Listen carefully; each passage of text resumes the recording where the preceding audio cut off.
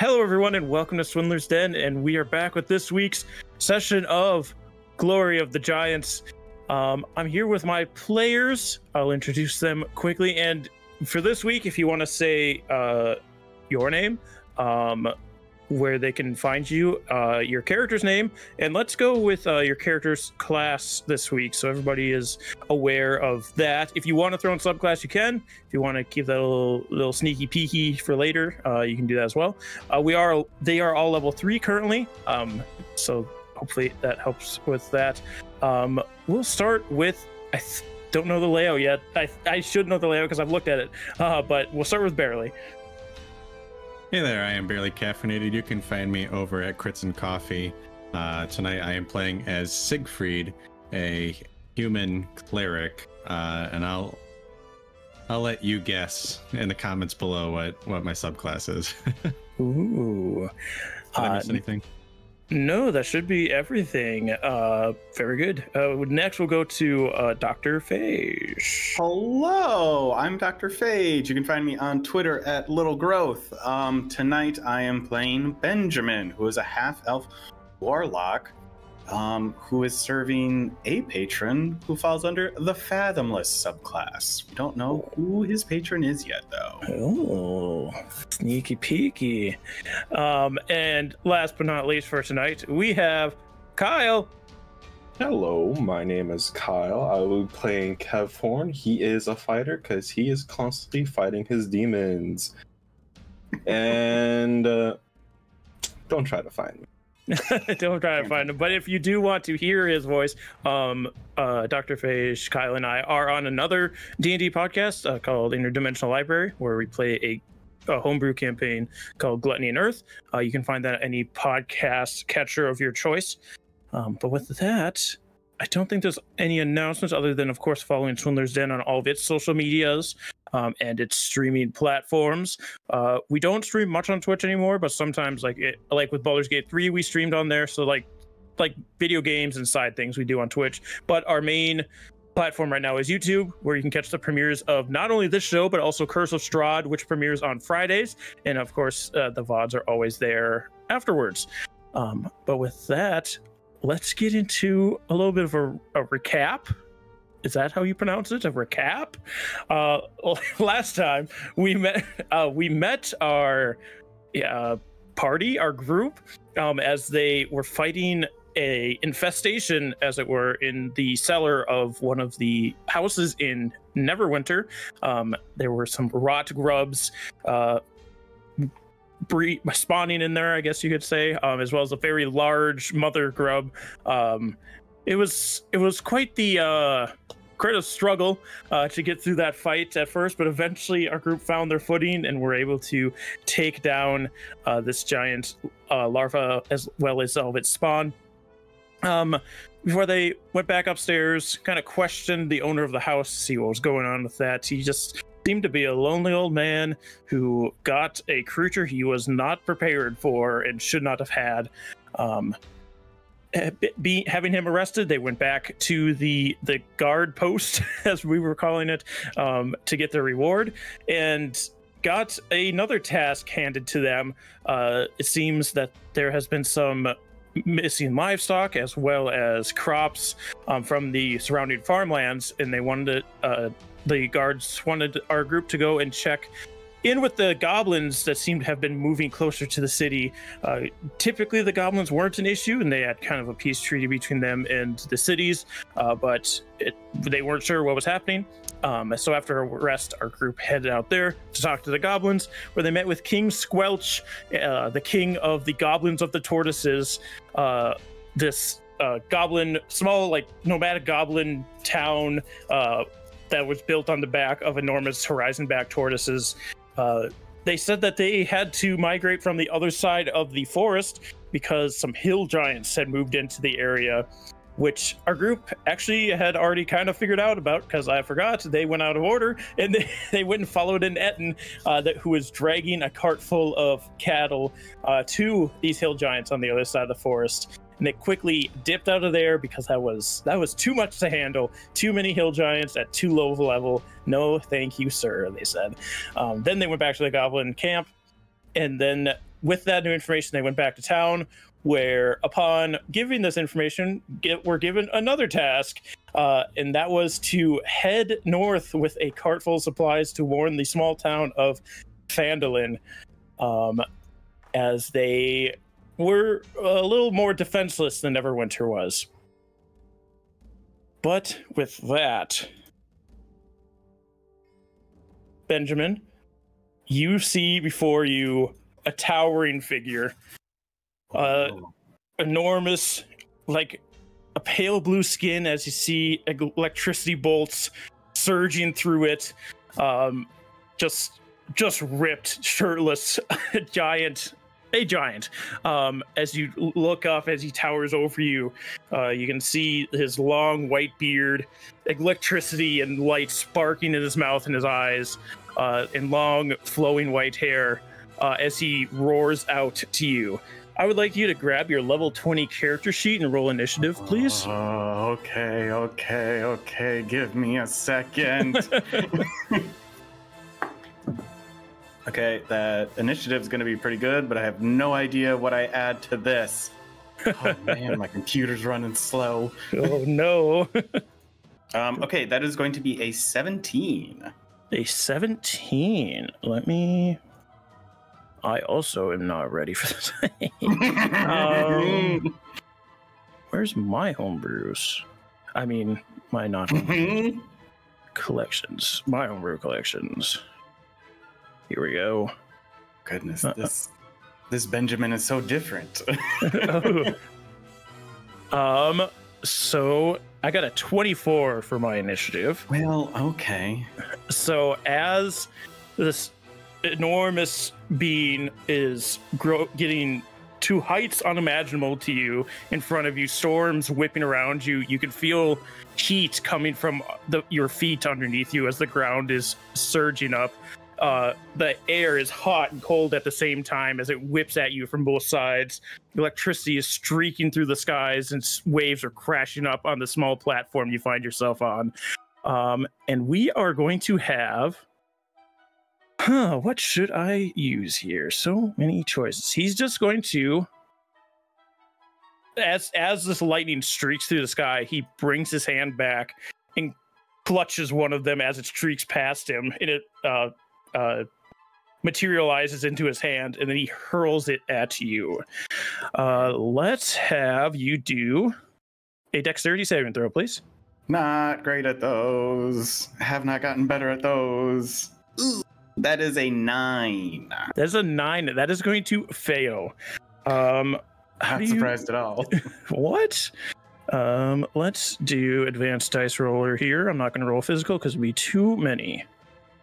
Oh, it's only d8s. You're fine. You take 58 points of lightning damage as this bolt crashes right into you, and you feel like electricity surge through your body. You have a moment of your muscles seizing up, but it doesn't quite set in. It is your turn. Great.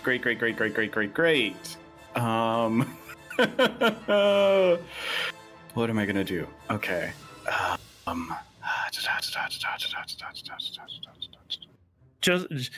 I'm throwing this as, like, they knew they had to make level 20 characters, but I'm throwing this upon them, so it's a lot for him to go through. So yeah, great. So this is what I'm gonna do to start with. Okay. I am going to activate one of my higher level abilities, grasping chains / tentacles. I am going to cast Evard's Black Tentacles, which I can do for free once per long rest now. Nice. Or at this point. Which also means I gain 14 temporary hit points as part of that as well. Very good. So let me get to that spell to let you know what you need to do. I'm gonna center it on this giant because squirming ebony tentacles fill a 20-foot square on the ground I can see within range. When a creature enters or starts its turn there, must succeed on a dexterity saving throw. All right. So no effect as of right now, but will happen when it starts its turn there. So I'm going to start with that. And do they look like tentacles or do they look like chains wrapping up around? I think these are still flavored as chains. So these dark black iron chains start trying to wrap around this giant. What else can I do? What bonus actions do I got on this boy? Perfect. Okay, great. As a fun preview, I'm gonna use Unsettling Words, which is using one usage of my bardic inspiration. Where now the next saving throw that this creature does, they have to subtract a d8 from it. Ooh, and that's automatic? Yes, as a bonus action, you can use one of your inspirations, choose one creature, roll the d8, and they must subtract. Oh, I roll it. So this is, they'll subtract this much from their next saving throw. Ooh, 6. 6, very nice. What do you say for these unsettling words? So are we like out into the ocean, out in the ocean essentially, or it seems like that? It seems like it. There's like a small, not small to you, but to it. There's like a ridge of stone behind you, and you're essentially just on a platform in the middle of the ocean. And there's like you can see lava flows in the water as well. Great. I think I say then in Giant, because I speak Giant as well. Ooh. As these chains start to wrap around it, or attempt to at least, the unsettling words would be, the Queen of the Depths will have your soul still. Very nice. And that's for saving throws? Yes, the next saving throw that he has to do, which he'll have to do at the start of his turn for my That's very true. chains. Look at that. I was thinking ahead. Anything else from you? No, that's everything I can do. Those are my actions and bonus action. All right. It is then its turn once again. What's the save it has to make for your chains? Dexterity saving throw. Dexterity save. -6. What's the save number? DC 19. DC 19. Well, let me tell you. Rolled a natural 20. Ooh. -5 from your thing. Bring it to 15. 6. Oh, yeah, -6. Right. You rolled it. -6 from your thing. Bring it to 14. Adds its modifier. Bringing it up to 29. Okay, well, that's useless. Ooh, okay, yeah, and it doesn't do anything else. As these chains start to wrap around it, as you hear this operatic singing coming from underneath the water, he just brings his arm forward and his feet forward as the waves start to build up around his movement as he pulls through the chains, the links snapping. Your patron has no power here. The oceans will also be mine. As he reaches down, I need you to do an opposed athletics or acrobatics check, please. This is gonna go well. That's a 16 acrobatics, so not terrible. You got a 26 I mean, on his. yeah. So this enormous hand wraps around you. It's like only your head is exposed, and you like. There's plenty of room left in this creature's palm for more being, but he's just so big compared to you, and just lifts you up and brings you right to his eyes. And that's when your eyes snap open. Dang. You are in the back of a cart. You have just woken up from your rest during this trip through the forest. Who would be driving right now between Kevhorn and Siegfried?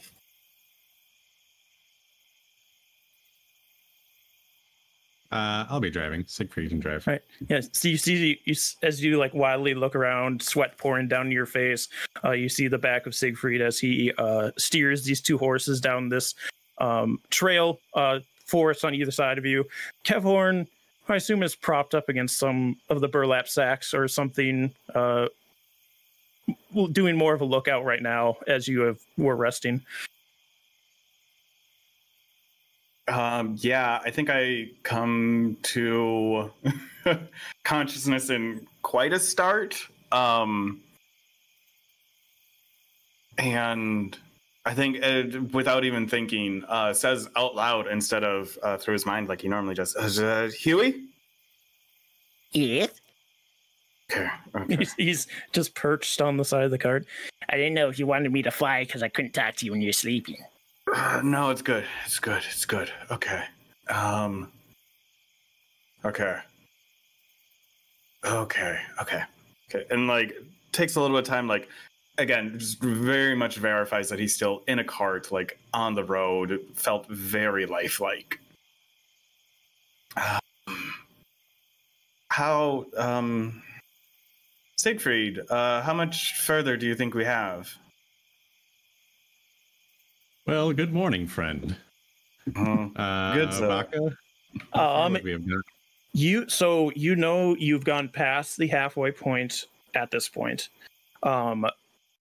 I'll say you have already gotten your long rest, which I don't know how much that matters for you because I don't think we really use anything. But if you did, you can heal it.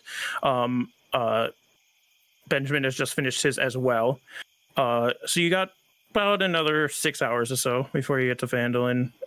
Maybe a little bit longer because you're not going super fast because you don't want to be drawing too much attention at night. But you should be able to make it there just a little after dawn break. Well, I've never been to Phandalin, but according to this map, we have about 6 hours left. Okay. Okay. And I'll crawl up to sit next to Siegfried on like the front bench and things like that, to leave Kevhorn to rest longer. And when you come onto the bench, he has his quarterstaff kind of propped up with his terrarium, his bulb on the end of it, and he has light on it because he can cast light, so he has light on it. What? I noticed you were you had that out earlier today too. What have you always had that? What's up with that? Oh yes, and he'll pull it in and he'll kind of hold it up to show you. This is a bonsai tree that father left me with for my journey. You see, no matter how much I prune at this tree, no matter how much it suffers, it still continues to grow. That is an interesting take. Fascinating. Lovely, isn't it? Very lovely. It is very beautiful. And this is the father of your order, yes? That is correct. Just making sure.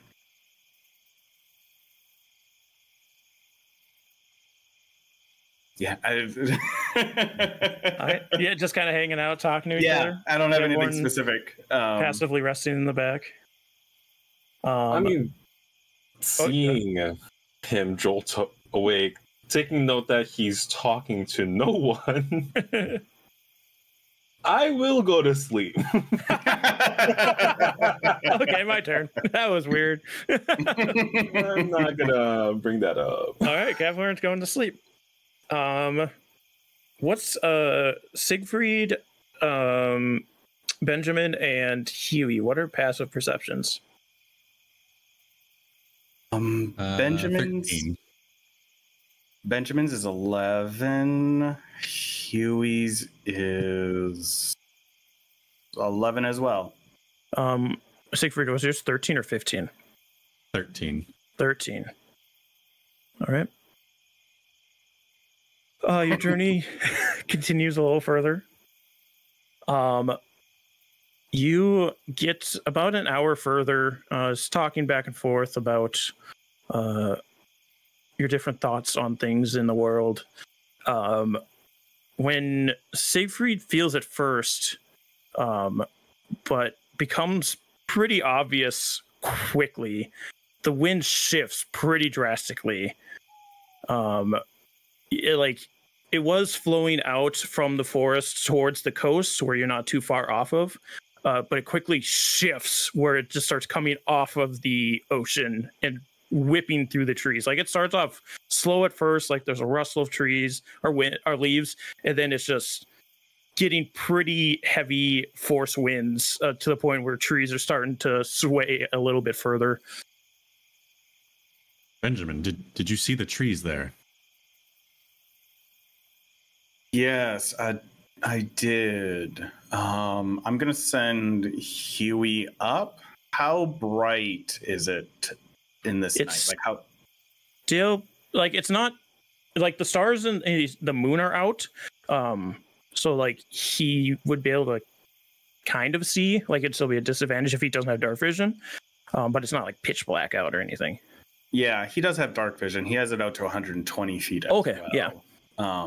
I would mostly I'd be sending him up and then go into his eyes, mostly because I'm assuming there's like a storm moving in from the ocean or something.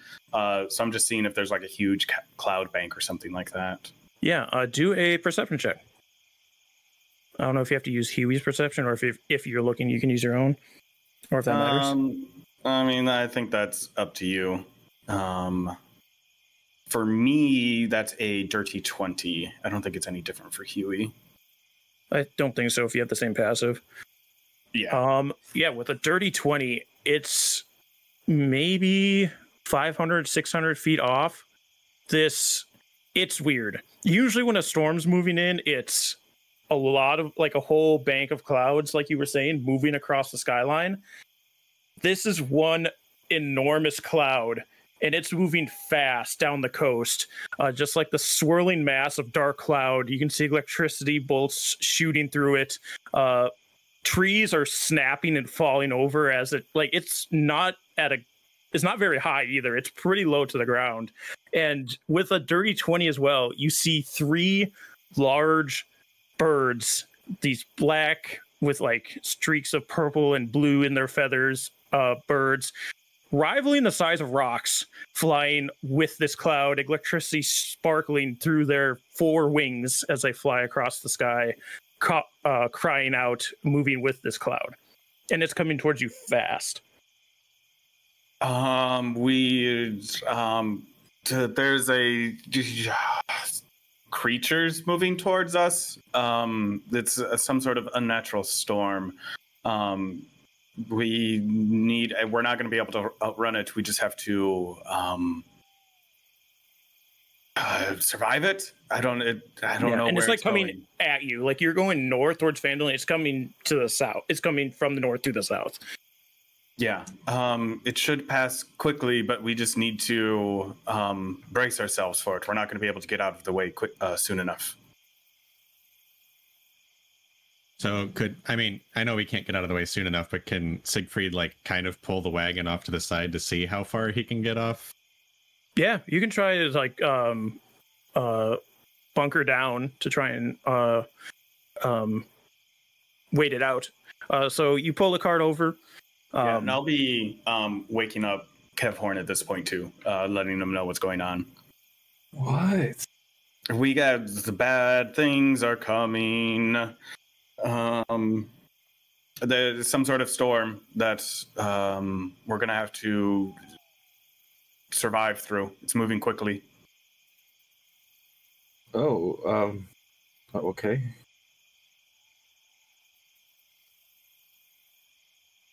I will. I don't know what I'm gonna do. Yeah, I think as Siegfried is moving the cart off, trying to make sure all of our supplies are secure and any of that type of stuff. Mm-hmm. And then recalling Huey. I just dismiss him to the extra dimensional space. All right. What is Siegfried doing? Siegfried's going to jump off of the cart and try to lay low as possible, but also stay near the horse and try to keep it comforted. Okay. We'll have that roll happen later because they're pretty calm right now. You can see that they're starting to get a little worried, but they're not winning or anything. And Kevhorn, what are you doing? I'm staying inside. I don't know what I'm doing. It's an open cart. There is no inside. There's underneath the cart. But I'll be on the side of the cart. You'll be on the side of it? All right. Benjamin, could you give me a survival check for just generally lashing down supplies? Oh, it almost was better. That's going to be nothing. That's a 3. That's a 3. All right. Well, with that, you begin to hear you yourselves start to hear the calling of these birds as the storm rolls, and you can hear the thunder crashes and trees begin to fall in the forest around you. Let's get into it, shall we? So, on our first turn of environmental hazards, it's not going to be like a normal combat. We're not going to roll initiatives and things. Essentially, there's going to be an effect of the storm, and then you guys can play it out according to how rolling happens with the storm's effects. The first one is going to be the wind as it comes whipping down the path, whistling through the trees, and trees begin to start cracking and uprooting from the ground. Can somebody roll me a d20, please? You want to get high on this. A 15 to 20 is good. 14 and lower might be bad for you. I've been rolling like crap, so someone else can. Okay. Okay. Not 20. Ooh. That's good. So these trees are falling, and some have probably fallen in the path in front of you, but that's something to deal with later. Nothing falls on you or on the cart. It goes unscathed through the storm as trees are falling all around you. Next, we're going to deal with the horses. So with all of this, the horses do start to kick up and want to try and break away from this cart to flee. Siegfried, can you give me a animal handling check, please, to try and keep these horses under control? That is a 19. Hey, we're rolling good. You're able to, your calmness in this situation kind of radiates off onto the horses themselves, and you're able to keep them from hurting themselves or you or anybody around them. And they aren't happy about this situation, but they're also not trying to break free from their yokes and the axle. Next, we are going to have a lightning check. So I need somebody to now roll me a d20. Actually, roll me a d20, somebody. I feel I haven't rolled anything yet. I guess I can do it. That's not great. That's a natural 1. That's a natural 1. Sorry, folks. So, Apologize. how we're going to deal with this? We're all going to roll a d4. So everybody roll a d4 for me. Okay.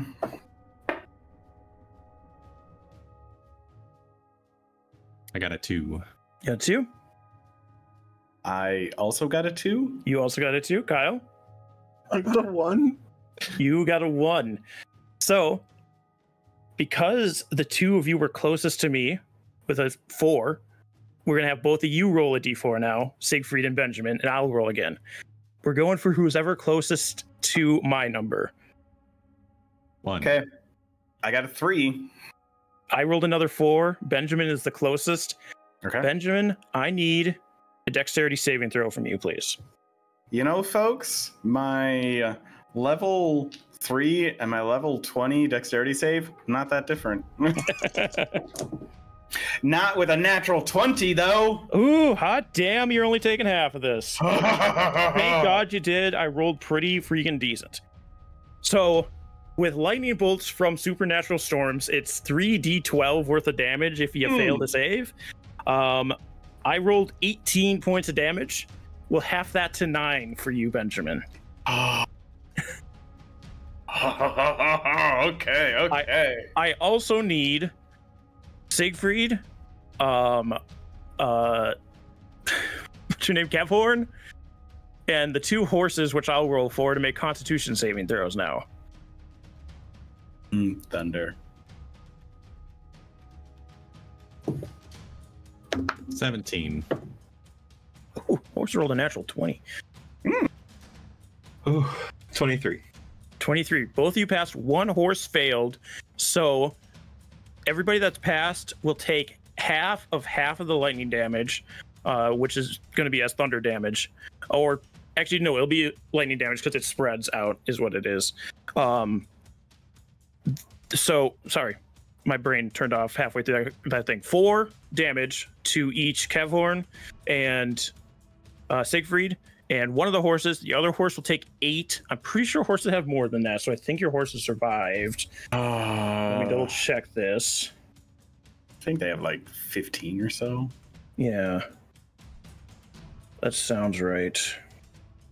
D&D Beyond, open right now. Hey. I don't need this anymore. I'll just do it on here. Horse. I forgot that your horses were going to be taking damage. Why is my computer being slower than dirt right now? It's fine. The horses are fine. They took some damage. You'll have to worry about that if it comes up later.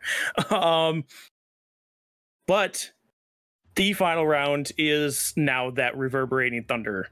I need, once again, con saves from everybody.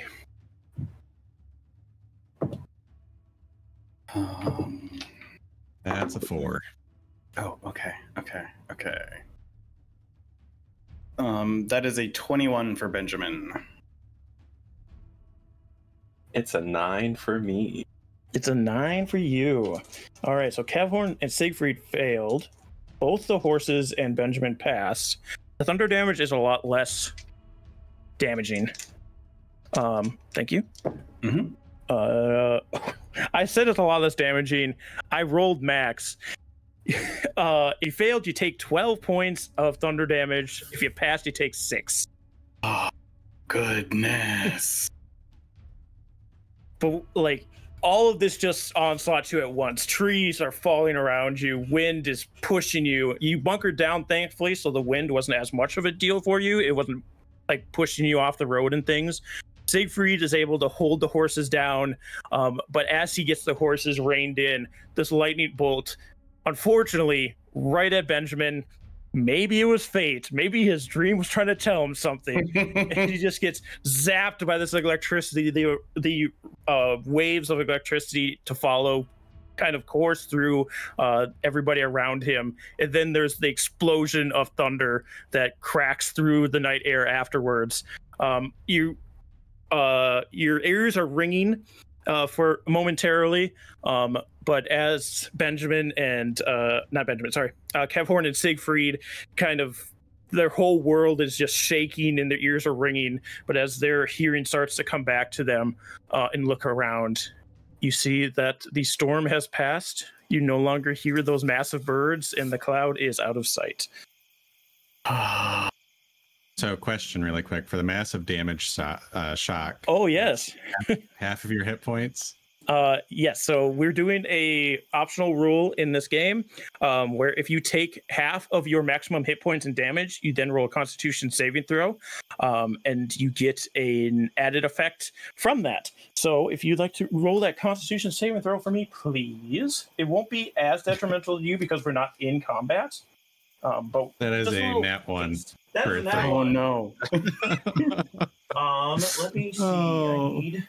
Wait, so it's half of your max health? Yes. Yeah. So do you have 24 points or higher as your maximum health? I have 24. Which is exactly half. I have You took 26. Okay, so you didn't take half of your maximum then, because those were different hits. It has to be in one hit.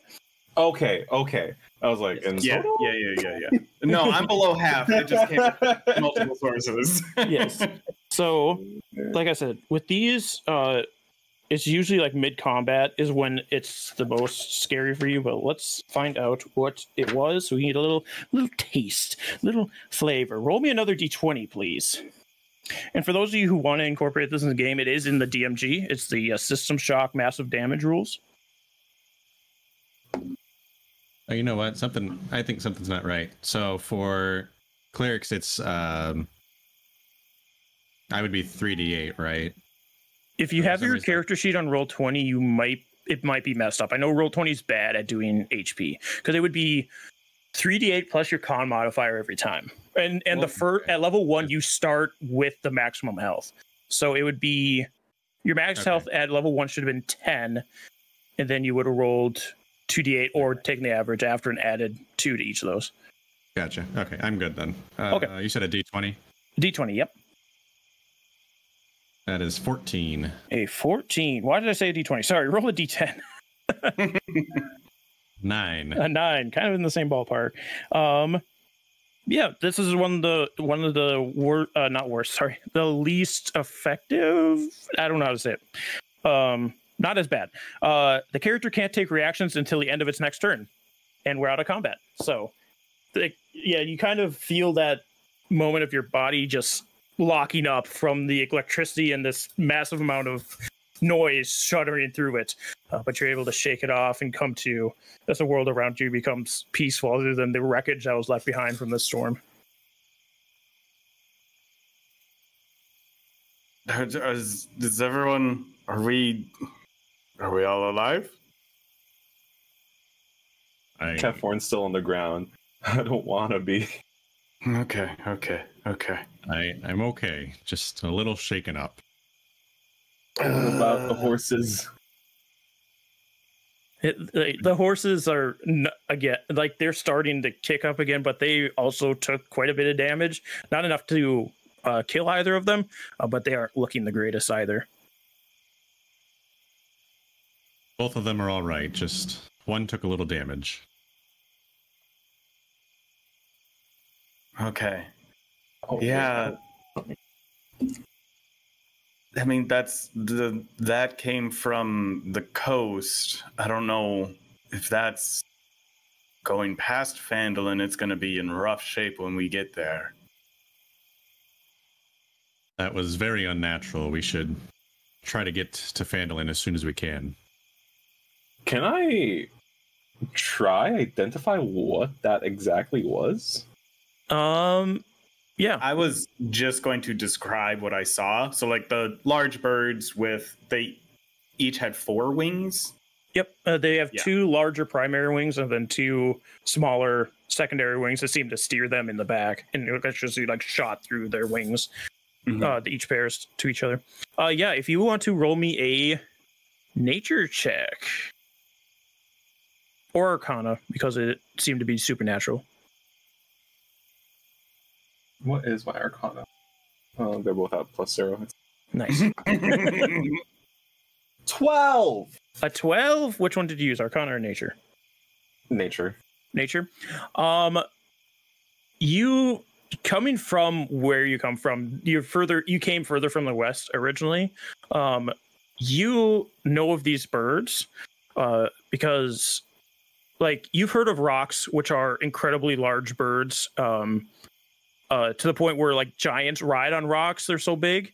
Rocs also hunt giants, which another story for another time. But they're only, like, out in the west, and you also heard about them being very far off, out to sea, like in the ocean. They'll, like, nest on islands out in the ocean and hunt in the ocean for whales and things. Are something called a storm bird, which are these massive 4-winged birds that seem to, like, as they fly through the air, the static electricity in the air conducts through their feathers, and they're able to create sparks in their wings. And they herald storms a lot of the time. Though those birds herald storms that, like, they're a little bit more natural. They, like, roll in as storms naturally would. The way Benjamin described this storm cloud, something completely different. It seemed to be its own entity, essentially.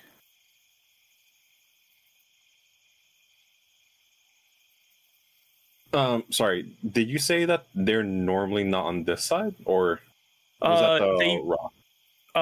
Rocs are more far spread. Stormbirds are only found in the west, and especially around where you were, because you were kind of along the shore there. But they aren't really in the Sword Coast. They're usually far out at sea if they're on this side of the continent. Okay. Let me just... So it would be strange that they would be this close to the Sword Coast.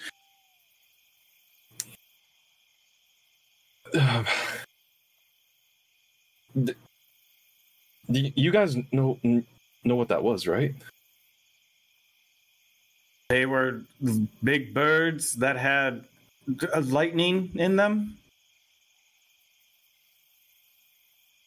Oh, I'll also say with your 12, you only get this much information with that roll because you come from where they are and you've dealt with them before. Stormbirds don't flock together. They're so big that doesn't help them at all. They're solitary birds, and there was 3 of them together here. Those were Stormbirds. They're not supposed to be here. They're only in the west. And I don't know why there's a group of them together. Okay, that's... there's lots of things that aren't great. I don't like how many unusual things are happening around us right now.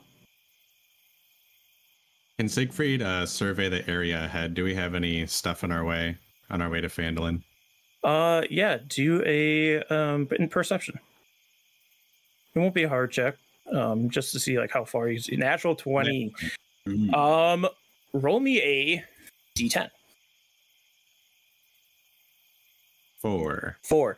You know that there is one tree close to you that's down, and you see a couple further off. It'll take some time to move them, but it's not like the center of the trunks in the middle of the trail. It's like the top of them, so you can break branches away and the horses will be able to pull the cart through. But it will take some time, so it add like maybe an hour or 2 more onto your time. And a lot of you just took a lot of damage, as it were. A lot of you are injured, and the horses are also injured. So depends on if you want to push through this or if you want to rest out here. Well, we have more problems ahead. A few downed trees up ahead. It'll take about an hour or so to clear them. And I got hit by that thunder pretty hard myself. Seeing as there's some debris ahead, I will... Assuming I don't need it anytime soon. Second wind? Okay. Get up, dust myself off. I'm gonna use second wind.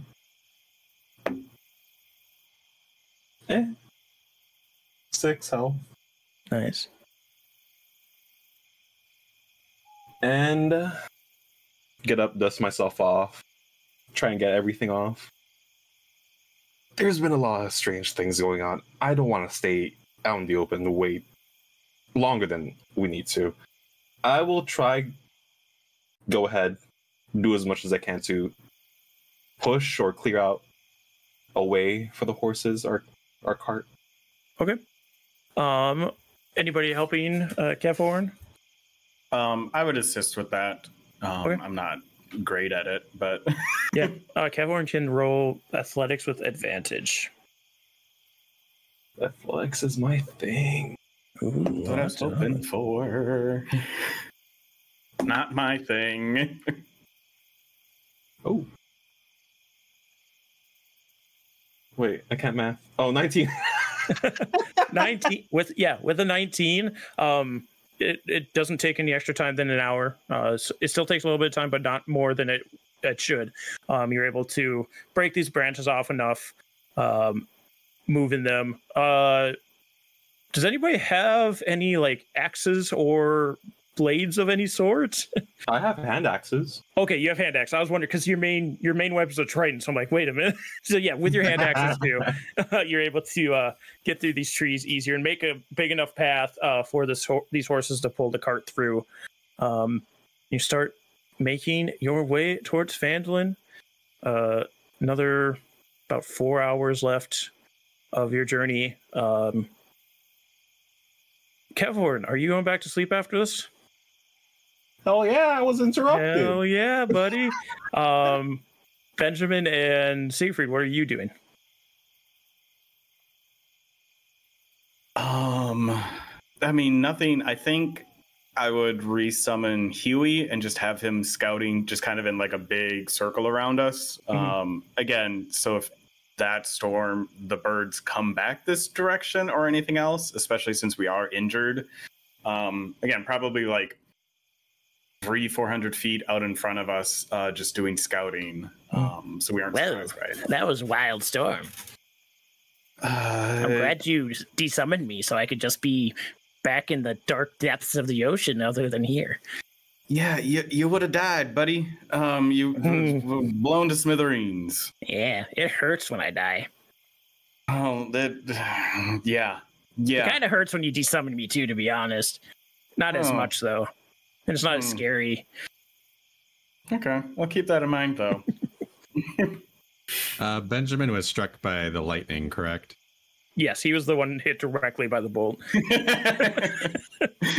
did kind of dodge out of the way, so he didn't take the full brunt of it, but it did streak towards him, yes. Benjamin has, like, once we've gotten, like, all of the tree branches cleared and things like that, he is, like, sitting there with, like, probably a nice-ish hairbrush, just, like, slowly combing his hair back down from all the craziness of the lightning.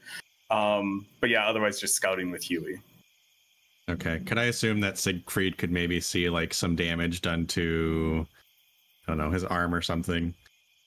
Yeah, like he got a little bit of char like on the side of him from this bolt burning his skin.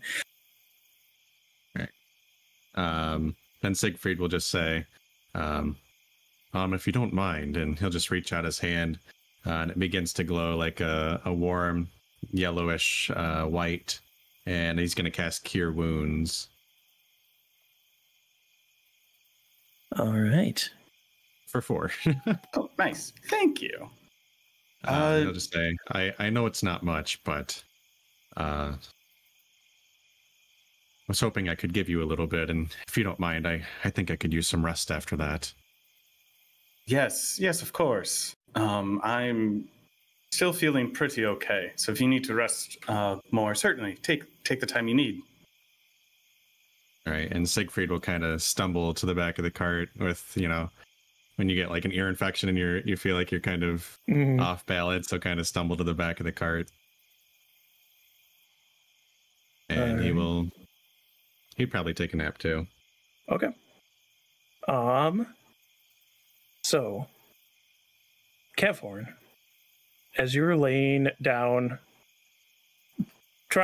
listening to this conversation, looking up at the stars above you, this now completely clear, peaceful night sky. Like, the storm never came through here from this point of view, just looking up into the sky. Your eyes start to flutter. They close once, close twice, close a third time. And when you open them, you see a bright light above you being refracted by water as you were floating down. Your arm is reaching up, trying to reach towards the surface as air is leaving your lungs. You hear, "No, that won't do." And you, like, it's almost like your eyes close again, or your eyes do close again. And then they open up. You're looking down at yourself as a sword is stuck into your solar plex and you're bleeding from this wound. It's, No, sorry, I didn't want you to see that one either. Close your eyes to look away from this wound, open them again, and your vision is completely obscured by rocks have fallen all over the top of you. Come on. You'll close your eyes again, open them, get your level 20 character sheet for me, please. As you are on this platform in front of this hulking monstrosity, electricity shooting off of him. Again, the air is cold and hot at the same time. You can see he is holding on to something in his hand, holding it up to his face. You can go first this time. The heck? Benjamin got some ripped guy. I got this? It's the same creature. It is a rip guy. Well, hello.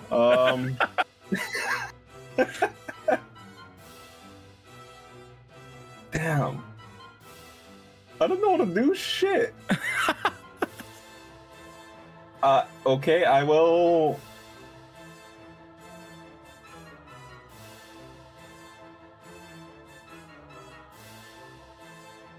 I will cast Aura of Life. Okay. And what does that do? Life-preserving energy radiates from you in an aura with a 30-foot radius. Until the spell ends, the aura moves with you, centered on you. Each non-hostile creature in the aura, including you, has resistance to necrotic damage, and its hit point maximum can't be reduced. All right, you do this. Okay. Take that spell slot off. And I will... I think... Yeah, no, that's all I can do at the moment. All right. I close this character sheet preemptively, forgetting we had more sleeping characters. As you bring this aura up, starting to protect yourself, this giant looks down from the bean he holds in his hand to you. So you're joining the fun. As he brings his hand up, and it starts to glow red, and a stream of molten hot magma shoots out of it. I need a dexterity saving throw from you, please. You sure it's not strength or con? Nope, it's a dex save. That is a... Probably gonna get hit anyway, 17. 17 is going to fail. You take 36 points of fire damage, and you are now restrained. As the magma starts to pile up on you as you hit this back wall, and it starts to solidify around you. What do you do?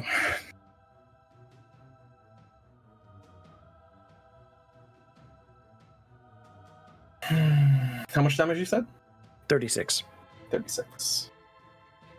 And it's fire damage. Also, sorry.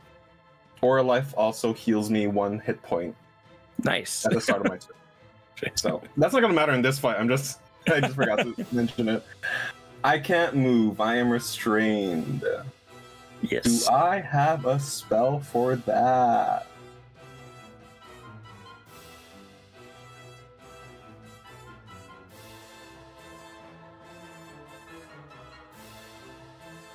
This is the first time I'm using this class. Misty Step. Misty Step. Yes. How does this look as you use your Misty Step?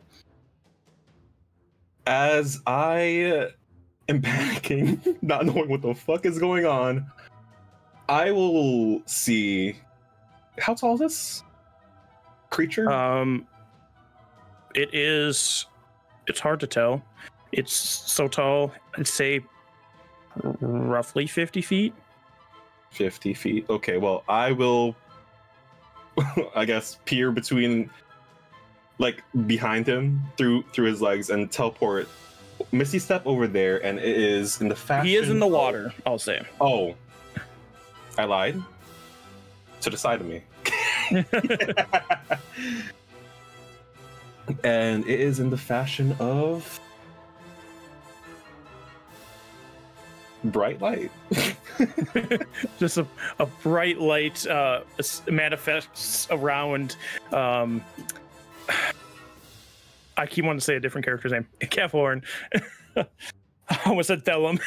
He reappears in another flash of light off to the side, outside of this hardening magma. And well, can I cast you? No, that is an action. Wait, is Misty Step an action? Yes. Misty Step's a bonus action, Bonus action. but it is a spell, so you couldn't cast another spell this turn Damn. unless it's a cantrip.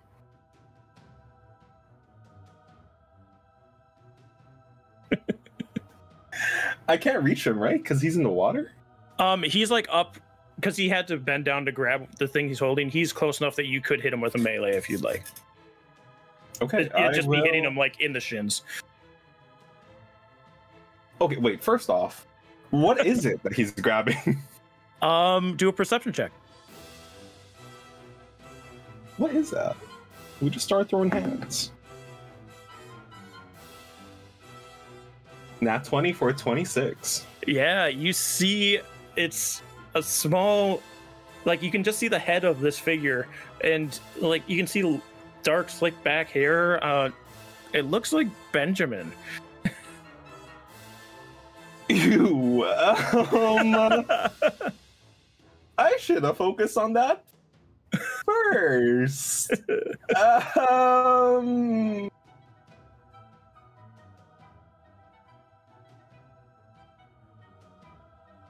Next turn. I will. Would that have taken up my action perception check? No, that's free. Okay. I will try poke him on the shins with my trident. Try poking him. I doubt I will. 23? 23 just hits. What do you mean? What do you mean? As you stab at his shin, you see like there's almost like a layer of stone over his entire body, but you see a crack in there that you're able to shove the points of the trident into.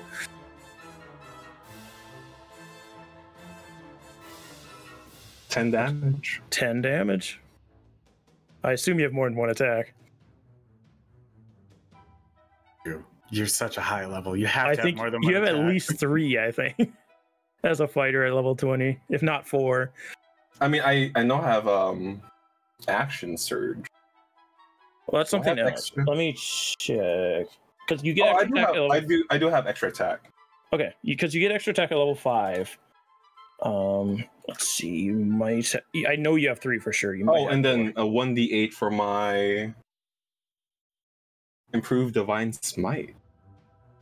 Ooh, yeah. If you because you're not full fighter, you're part paladin. That's right. How many levels of fighter are you? I am 4 fighter. The rest 16 Bally? paladin. Oh, you only have 2 attacks. You do have 1 more attack. Okay, well, let me roll for the radiant damage, which is 3. All right. But my other attack, I will. And I can't cast a spell again, so I'll just poke. Just poke. Poke.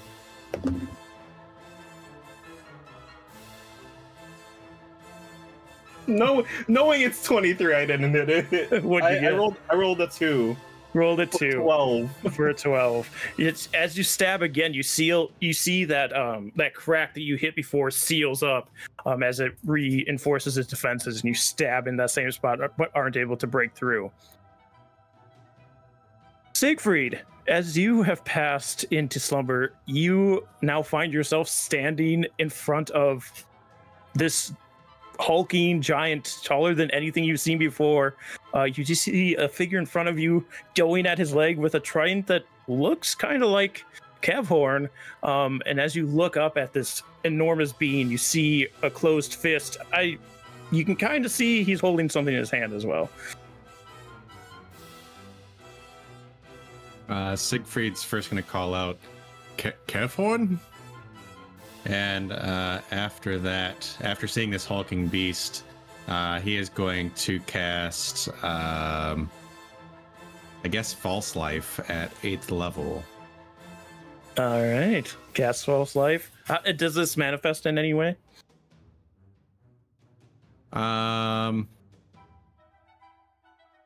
Yes, but I don't know quite how yet, but that is 40 temporary hit points. So all right. I'll say for now it's just that typical black, green, and yellow, white that surrounds him.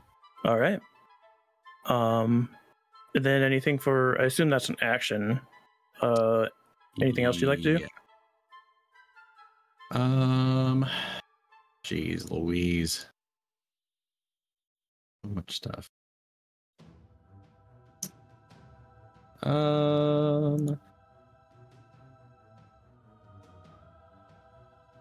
Yeah, I guess that'll be it. All right. With that, he's going to look down at Kevhorn, trying to stab him in the leg. You say, "You brought friends, did you?" He's going to slap Kevhorn with the back of his hand. Let's see here. Does a 29 hit you? Oh no. Of course not. Make a strength saving throw for me, please. I'm good at those. All right. Let's see how good.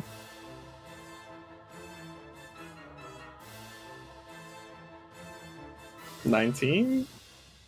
19 is enough. You're able to, as he smacks you, you feel like if it were to be Benjamin or even Siegfried that got hit by this, they would have went sailing out into the ocean.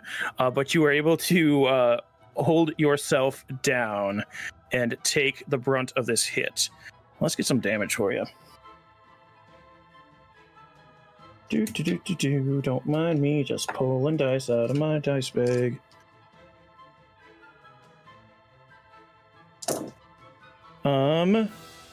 Is that a 6 or a 1? That's a 1. 11, 13 plus 22 points of damage with this first strike, and then he's going to swing again. This time with the palm of his hand. This one a little bit lower. It's going to be a 23. Yeah. Strength saving throw, please.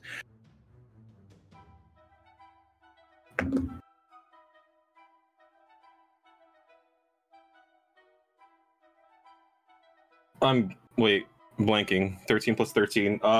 26.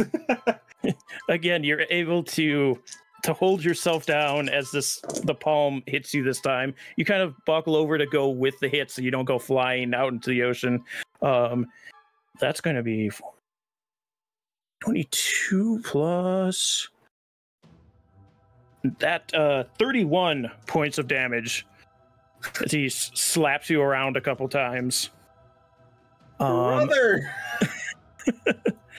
And with this, these two blows, we're gonna go to Siegfried. All right. Siegfried will utter an incantation, which I don't have at the moment, but is going to cast blindness/deafness, and I'll go with blindness. So I need a Constitution saving throw. All right, I can get you one of those. That's going to be a 26. That'll succeed. All right. Kind of figured. With this, you see him start to lift a foot out of the water, and water starts to pour off of his foot, and it starts to loom over the top of you, Siegfried. And the two of you, because Benjamin is no longer asleep, would hear, "That was close, but this wasn't the go." And both of you will wake up at the same time. Kevhorn after being slapped around, and Siegfried right before he gets stomped. To dawn. It is now light, and you are overlooking the small, sleepy town of Phandalin in front of you. And that's where we're going to go to a quick break. So we're going to take a second to get a drink of water. We'll see you guys in a millisecond. And we continue our story as, once again, Kevhorn, Siegfried. I just had like a moment there. I'm like, that's not his name, but it is. You both wake up from these dreams that you saw each other in, as well as seeing Benjamin in the hand of this enormous power-filled giant. And you wake up, sit up in a start to see you're overlooking the town of Phandalin. You're at the top of a hill as Benjamin is steering the horses down the path. We both wake up, toes interlocked. No. Yes, I'm not that's bringing the that into this. No. The connection between toes. No. No toes interlocking. If you want to hear about toes interlocking, go over to the Interdimensional Library. Won't allow it here. Siegfried will sit up and just kind of panic and look over at Kevhorn. Kevhorn. A lot's going through Kevhorn. That's an interesting way to phrase it. I mean, A lot's going through Kevhorn's head. I was going to say there's some Mine. bushes off to the side of the road there. Brain. One, how was he able to channel that type of magic, of divinity? Two, why is his shoes off and interlocked with Siegfried's toes? No, no, no. Siegfried declines. It's toes. No. Strength.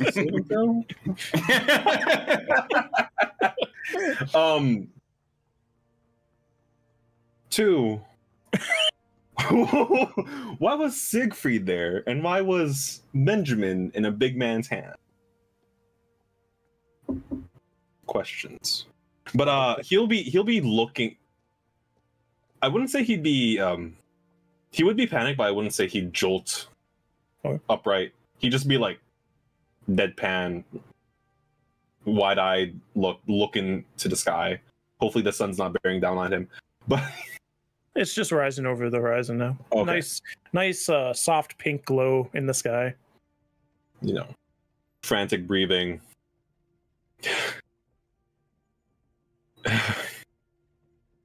What?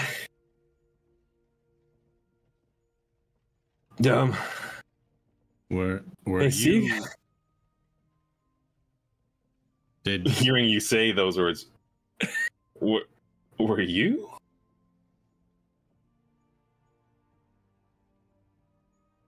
Were they? Benjamin? Yes. Did you put Were anything in our you? drinks? No, and I'm insulted. You would think I would do that type of thing. Because now he's like fully like sitting up. You were. I had this crazy dream. Well, one, I could cast some bright spells. Okay. He'll look at his hand and like try do something. Obviously, nothing's coming out. It honestly reminded me of what you could do, Sieg. And one, you were there. You were there, Siegfried. And you too. You were in someone's hand. They were really big. Yeah, I was there. I was there. Yeah, you called out my name. Did you happen to be on the edge of a cliff with the giant standing in the ocean?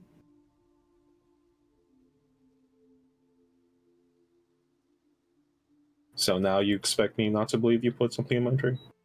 I mean, when I woke up, I was being held by the giant, but neither of you were there.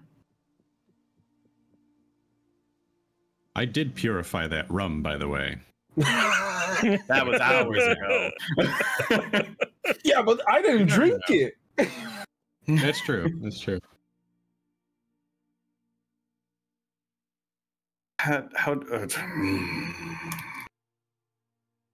Crazy storms, giants. Something is afoot.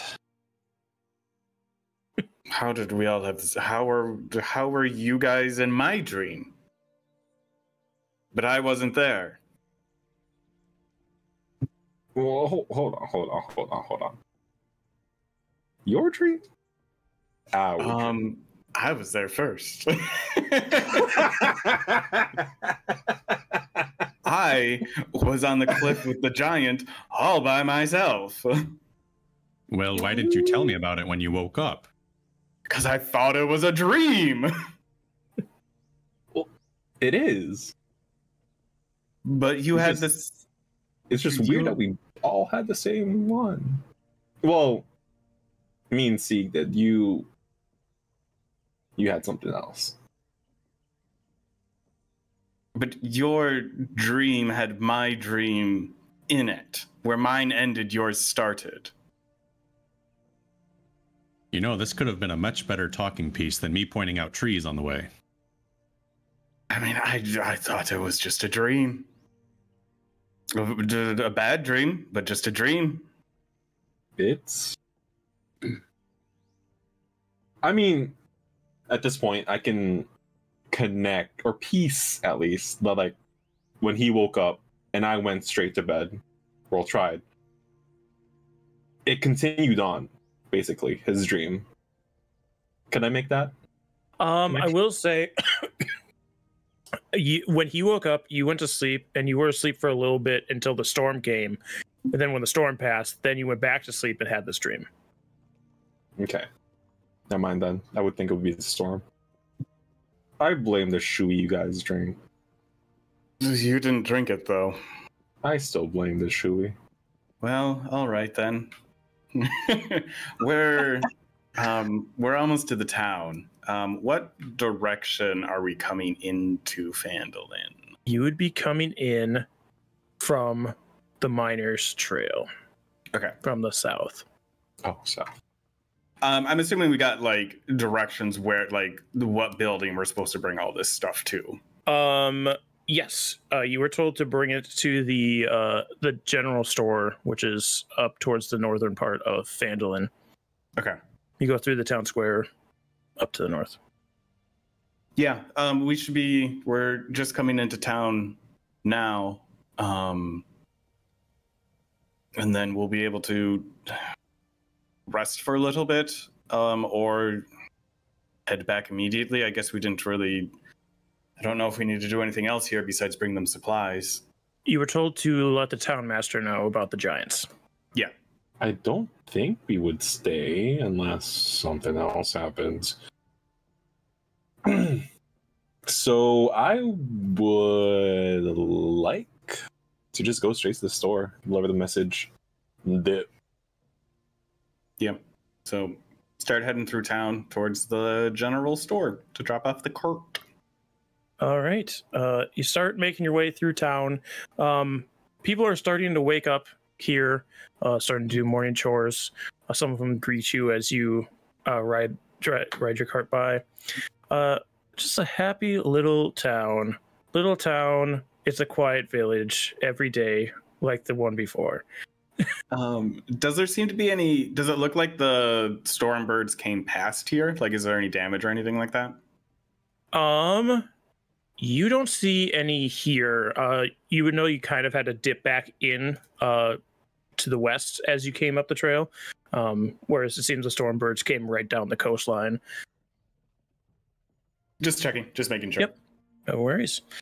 You come to like this town square area. It's a little busier here. You see some more official looking buildings off to your right as you're going through. It's a pretty modest shrine.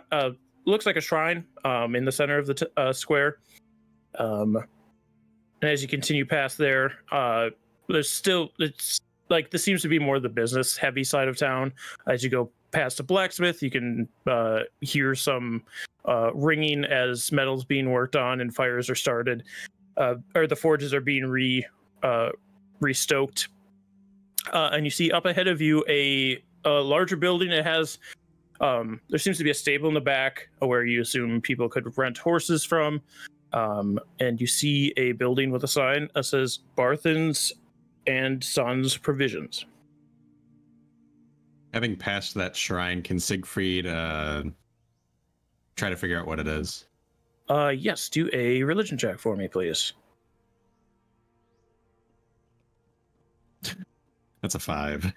You're not entirely sure, and you don't like stop long enough to actually look into it to see what deity it's for, or what it is for in general. It might not even be a deity.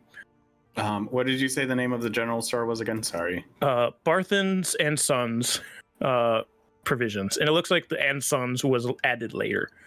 Yeah, I would hop off the cart, and because it is early, I don't know if the store would technically be open now. Yep, there's a little open sign in the window of the door. Okay, then yeah, I would walk in, not really waiting for the others, because we're just kind of making a delivery. So, all right, yeah, you see I follow you in. You see a human man, 5 o'clock shadow, working behind the counter, just like putting some things on the shelves. Oh, customers early this morning. Don't recognize the faces. What can I do you for? We actually don't. We're not customers. We have a delivery of supplies from Neverwinter. Oh, we weren't expecting anything. What's the occasion? It is. There's some unusual circumstances. I don't know. You have a headman, a mayor, Town master. town master. He should be awake now. You can check in with the clerk, see if he's up and at him. Yeah, we have. Oh, I don't know if you've ever. I assume you haven't talked to him. You didn't know who we had here. Little, not all there. He's been through a lot, so just speak plainly. Try not to look too much into what he says. Thanks for the heads up. I appreciate that. I'm sure he'll fill the town in though on the. Oh yeah, no, he's good at being a town master. It's just like I said, a couple screws loose. All right. Yes, we have a cart out front. Is it anywhere we should pull it around to, or? Oh, if you want to go talk to the town master, me and my brother can get it unloaded here, and you can come back and grab it when you're done talking to him. Sounds great. Thank you. Thank you. I suppose. Do you guys happen to see these big birds? 3 of them. Big birds flying through big storm. Come oh through no, I didn't. We didn't get any storm recently. Okay. Thank you. Yeah, of course. I don't know why I was doing this the whole time, like I was cleaning a mug because he wasn't cleaning a mug, but I was doing this the entire time. Yeah, then head back outside and Town Master's Hall is in the town square. Biggest building there, you can't miss it. Thank you. Yes, right next to the taverns. Or sorry, down the road from the taverns. I'm a liar. When you exit the building, Siegfried is doing his morning stretches, doing some squats, getting ready for the day. Man, I don't know how you guys move so fast. How old are you?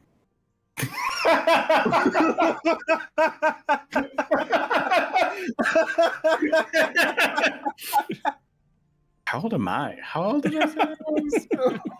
Oh, okay. I just remembered. Because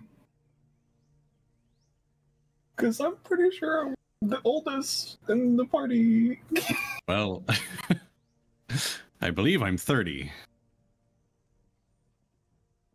I mean, I travel pretty light, and I spent some time aboard ships. You get used to pretty cramped quarters and moving pretty quickly in there, so it doesn't take me too much. I worked on boats. I wasn't a sailor, but I spent quite a bit of time on ships for a while. Off to the town. Yes, we were going to go speak to the town master if you wanted to join us, Siegfried. Oh, of course. All right. You also are you stretching the way there? Doing lunges. Doing some iron stretches on the way there. You start making your way back the way you came, until you make it to this larger building that looks pretty town hall-y to you. Go to the front door. It is unlocked, and as you open the door slowly, you do see a desk with an older woman sitting behind it. She seems to be organizing some papers. She looks up and just says, "Oh, hi there. How are you? Like, oh my god, I can't believe we have people here so early. Like, oh, you look new. You're not from here. I haven't noticed your face before. Like, come here and tell me, where do you come from?" Good morning. We are here from Neverwinter. We just dropped off with some supplies over at Barthen's. We have a message for the town master. How kind of you. We weren't expecting anything. I mean, I don't go over there very often, but oh yeah, the town master, he's in. He's just getting ready for the big day of being a town master. Of course, you know how it goes in a small town. Indeed. You come from Neverwinter, though. It's a big city, a big, busy city. What's it like over there? I haven't been in so long. There's certainly always something going on. Forgive me, I didn't introduce myself. I am Benjamin. What's your name? Oh, Benjamin, it's so kind to meet you. My name is Elsa. I'm the clerk here, and oh my god, I can't get over the new people being here. You don't get visitors often. Did she point to where the town master was?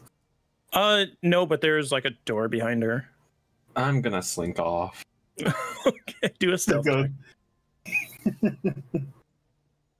I don't want to be here for her.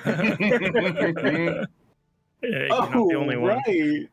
I'm wearing scale mail. Yeah, you're disadvantaged, bud. Yeah, remember how non-stealthy this party is? It's a 7. Oh, no, don't go sneaking off to her. Let him know you're here first. He gets a little uppity when people just barge in, so we don't want to like get him all crabby. And you just wait here. There's some tea that I just put out if you want to pour yourself some glasses, some cups, and I'll be right back. And I just want to hear everything about you, but okay, I'll be right back. And she's like slowly starts toddling over to the town master's door. Thank you. Oh no, thank you for humoring an old woman. You hear the door knob turn and creak open a little bit. Town master, there's some folks here to see you. They're very interesting looking, and I think one of them's pretty strong. He's wearing armor. Oh, okay, I'll let them in. She toddles back over very slowly. Okay, like he will, the town master will see you now. Excellent, thank you. Again. Thank you. Could I get one of those drinks? Oh, yes, of course, dearie. Come, it's just wait. Everybody wait right here. I don't want you going in individually. You gotta stay in a group. He's very crabby. Starts pouring 1 or 2 lumps of sugar, dear. Just one. Just the one? Are you sure? Someone that sweet as you should get 2.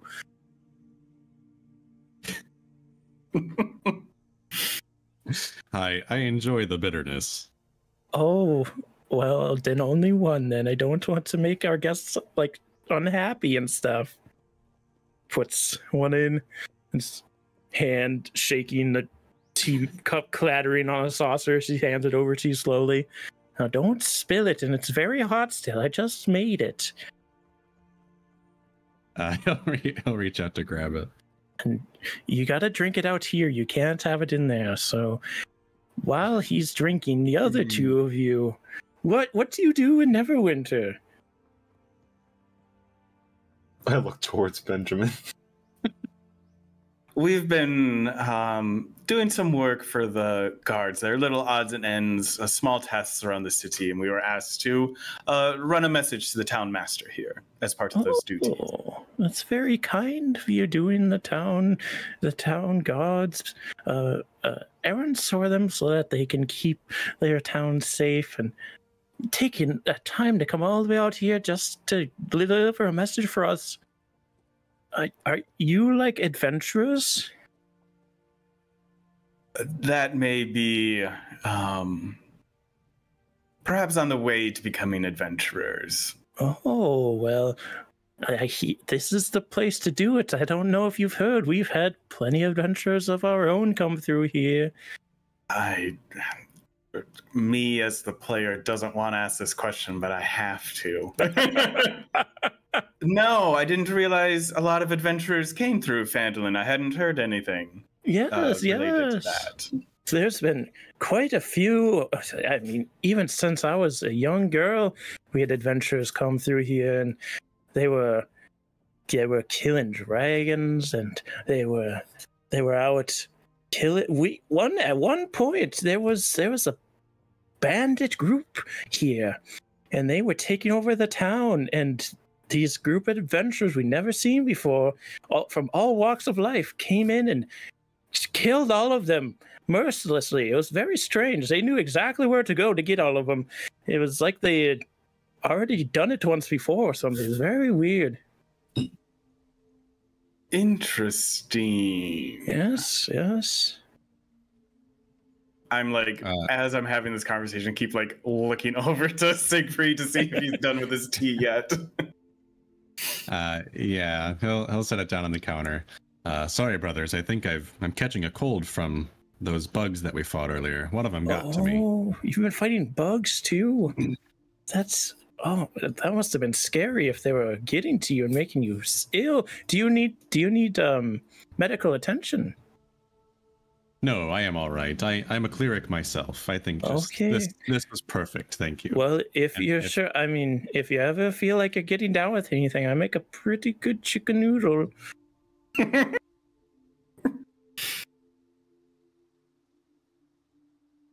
But yes, you can go in now. Just don't mention those adventures I was talking about. That it makes him very mad when he hears about them. Not mad; it's more depressed. And I'll keep that in mind. Thank you. All right. You may head in now. Head in to speak to the town master. You go over to the door, and you open it. And you see, as you open this room, it is a mess in here. There are papers everywhere. It's piles of papers. Like there's ink wells that have been knocked over. Things just like nailed to the wall. And you see sitting in he's not sitting in the chair. He's like sitting on a pile of books behind the chair that's in front of a desk. A very, very like you saw King Squelch. He had this long hair and was very rotund and these very thin legs. This is an incredibly old goblin sitting on top of these books, just kind of muttering to himself as you enter this room. Small, green, large ears. One of them kind of has a little notch in it. Hello? Sorry, it's a bit of a messy, hello? Hello, town master. We have a message for you from Neverwinter. Oh, the big town of Neverwinter. I don't know why I'm doing this voice. I don't know how to do the voice. I'm sorry. the big town of Neverwinter. I'm old. Sorry, my voice. Yes. Oh, sorry. I just. Yes, you brought it. You tell me. Yes, we are here to alert you that a number of giants have moved in outside of Neverwinter, and we delivered supplies to Barthen's, in addition to just warning you of increased giant activity in the area. Ah, giants! He like stumbles and falls off of his pile of books, and they fly everywhere. He just gets back up.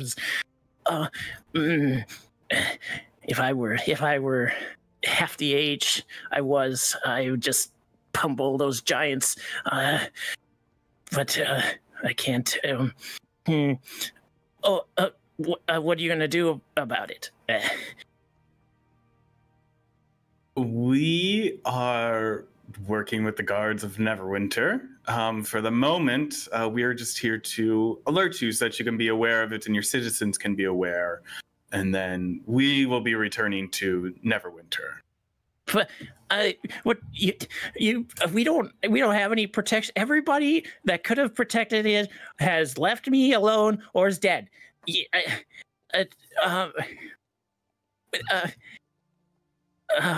I should have just stayed in wild space. I'd be rich right now. But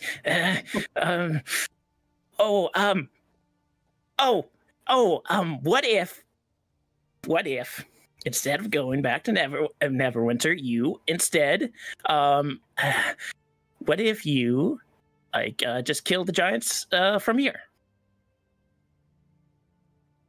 That is a task that is a bit beyond just the three of us. There's I know. I know. Oh, actually. Oh, I know what we can do. I know somebody who can help you, and he's very good at telling you things that you need to know about what you need to do. Who is this? Oh, there's it's an old friend of mine. He goes by the story keeper, or the dream speaker sometimes, depending on who you're talking to. And if you go up to him, he lives in the forest to the north. He'll be able to help you, and maybe he can tell you things that you want to know about. How far outside of the city does he live? Oh, that's just a couple of miles. No need to worry. It's plenty safe up there. We can what we can do, we can hold your cart for you here until you come back. Maybe you want to stay. I don't know. And you could like save all of us, maybe.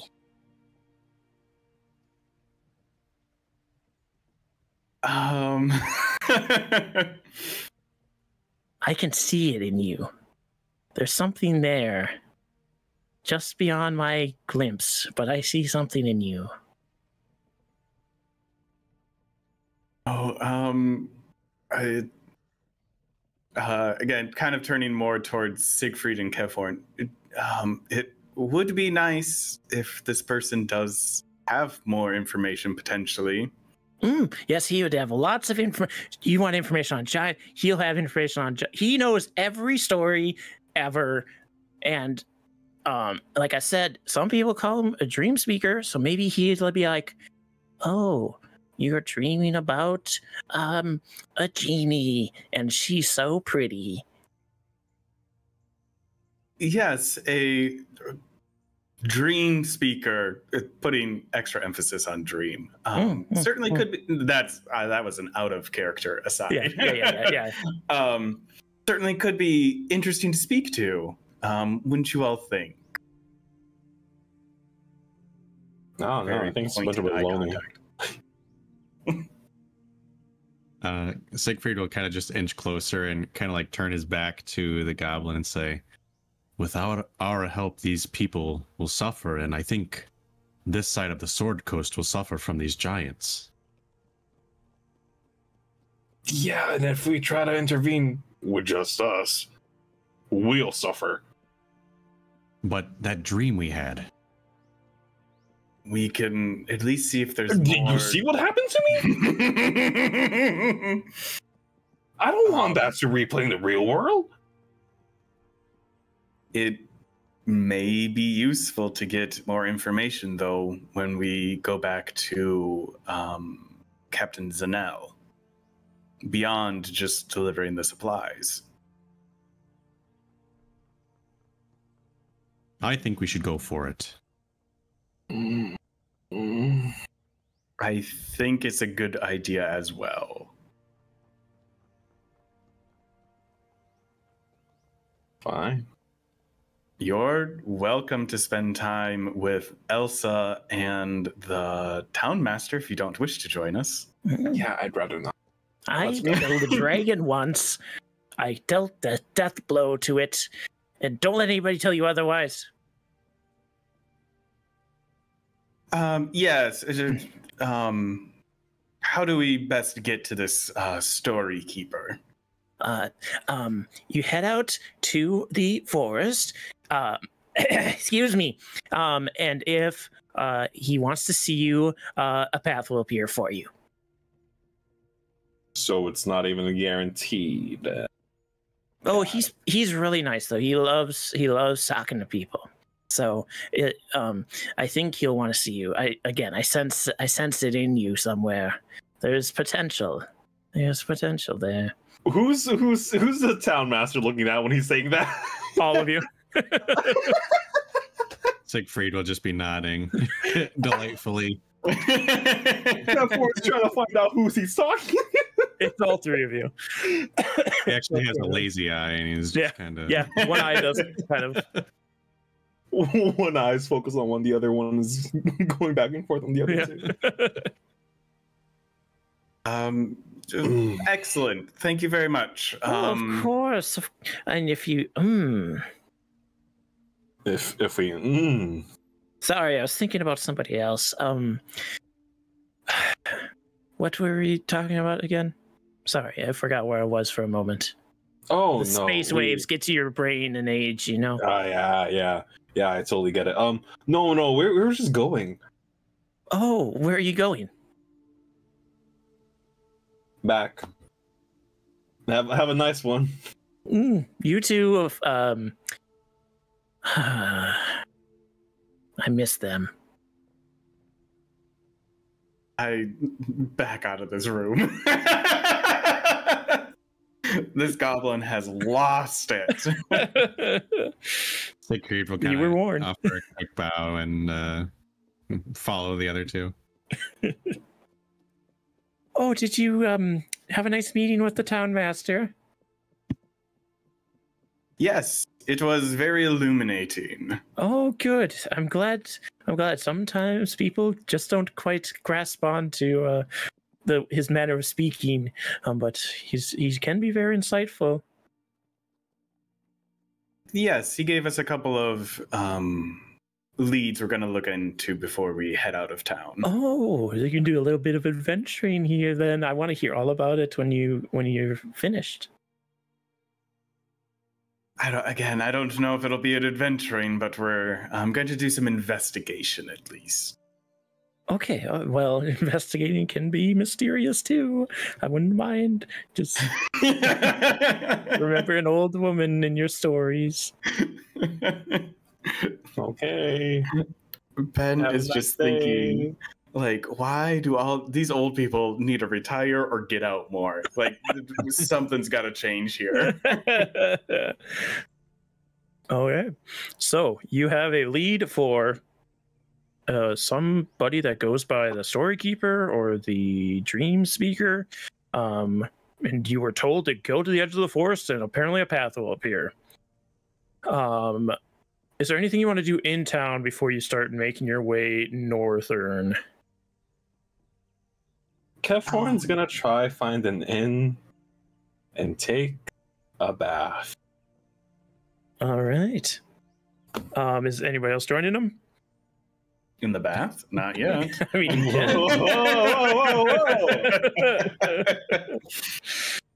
yeah. Siegfried is going to look for a place to buy rations from, since he didn't think he would be out this long. He didn't really have a ton of rations on him.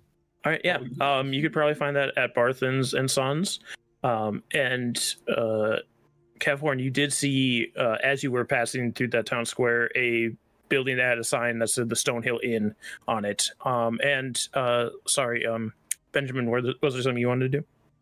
I would just go to the inn and mostly just see if there is anyone hanging out in here. It's very early, so I'm not expecting people to be drinking, but if there's anyone spending time in the inn and just kind of eavesdropping more than anything, not necessarily talking to people, but just seeing what the current conversations are. Okay. We'll start with Siegfried, because it shouldn't take as long. You head back up to the the provisions, and open the doors. Oh, back already. How'd the How'd the meeting go? Your friends aren't with you. Did they get imprisoned or something? No, they stopped by the inn on the way, but Oh, of course, of course. I actually wasn't anticipating on adventuring this long. I just stopped to Neverwinter to help. Oh, deal with adventurers, huh? Well, currently, but anyway, I was hoping to buy some provisions, some rations, so to say. Oh, yeah, we've got some here. I believe it's a silver for 10 days worth. Is that not right? You're shaking your head. It's according to D&D and Beyond, 10 of them would be 6. No, that's not right either. 5 I don't have gold? my. yeah. Oh, is it really? Yeah. All right, then 5 gold for 10 days, all right? And he'll just take his coin out of his coin pouch and put it on the counter and. All right. Thank you very much. And, Yes, of course. on his way back to the inn, could he also wander to that shrine as well? Yeah, you go up to the shrine. You see it has like a brass bowl being held by 2 hands. But the hands aren't like attached to anything, but they are like sitting, like the hands are sitting on a stone. It's not a throne, but it's the size of what a throne would be. It's very plain. 2 hands holding this brass bowl, sitting there. Do a new religion check. A 9. 9. I will say there's not enough iconography on here to actually tell who it is for, but it does seem to be some kind of offering shrine. It doesn't seem like an evil deity. It seems to be it's one that doesn't necessarily lean either way with how plain it is. So, do you think I could be able to tell that it is at least not a shrine of Ilmater? Yes, it would not be a shrine of Ilmater. All right, then he'll just kind of scoffs at it, and I will pay no worship to any false god, and he'll make his way back to the inn. All right, you do so. The other 2 of you, you walk into the Stone Hill Inn. You see there's like a maitre d' is too fancy of a word, a host. As you walk in behind like a podium, there's a set of stairs that go up where you can assume the rooms would be if you wanted to rent rooms. And there's also, like, to your left, there seems to be an opening that would go into a tavern. And continue playing. I'm just grabbing some for myself. Yeah, I think I wouldn't necessarily even like say hello to the host, but then just move into the tavern portion of it. All right, you move into the tavern portion. It's still pretty early, so there's like 1 or 2 people here you can see eating breakfast. Have some bacon and eggs.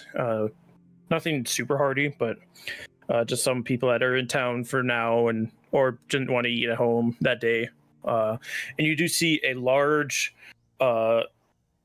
green-skinned orc, full orc. You can tell with just how large this being is, standing behind the bar, kind of putting mugs out for later in the day to be filled. He's got these 2 tusks that are pretty decent sized, but just seems kind of bored setting out mugs and just getting things ready for later in the day when you can assume more people will be showing up. Yeah, I'll go over to the barkeep and say, good morning. How much is the breakfast here? Oh, breakfast here. You can get yourself bacon and eggs, glass of apple cider if you'd like. For 3 silver pieces. That sounds excellent. I'll take one of those, please. All right, I'll get Ma to cook it up for you. We'll get the cider right out to you if you want to go take a seat. Appreciate it. Thank you. Just walks in the back of there. Ma, bacon eggs. Kevin, what are you doing in here? I will ask the host, I guess, to rent a room to use the bath. Yeah, you see behind this podium, you can tell it's a halfling, curly hair, curly blonde hair. But they are eye level with you, and you like take a quick peek around the podium. You see a very tall box that they're standing on. Just a room for just you then for the whole day, or a couple days? What are you thinking?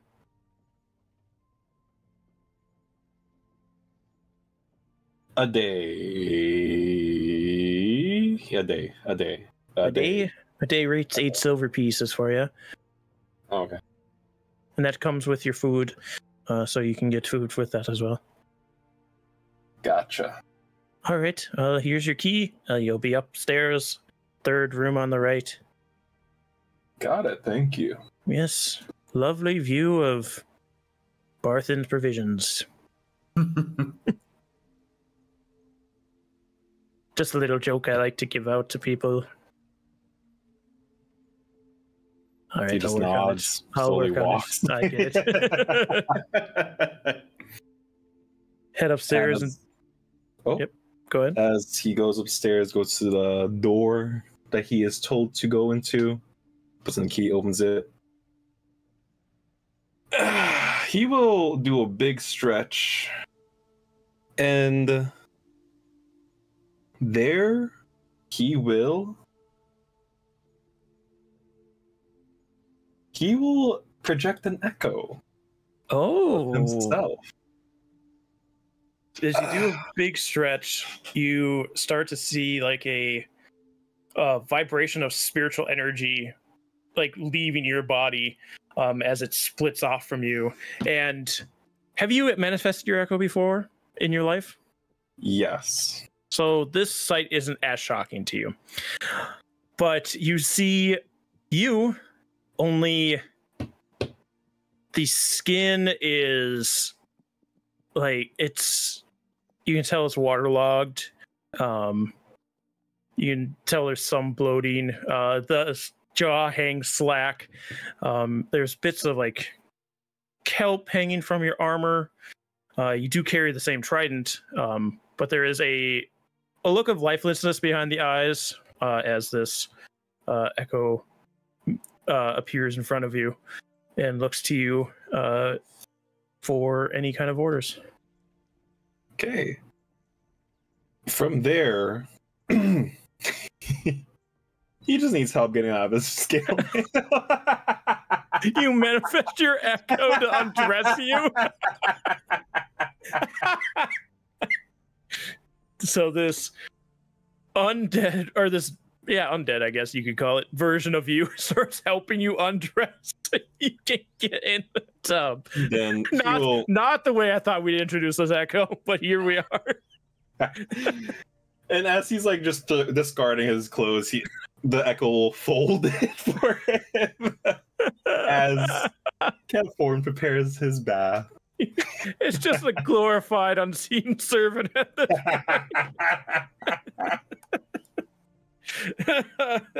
Wild. Yes, you there are some warm pails of water that are brought to your room as you're checking in, and you could fill up the bath with that. No, that's fine. There's no running water. No. As he's taking off his shirt and buttoning it, throwing it to whatever random place for his echo to grab. Doesn't even throw it to the echo, just on the floor. It makes him pick it up. It's not alive. It's fine.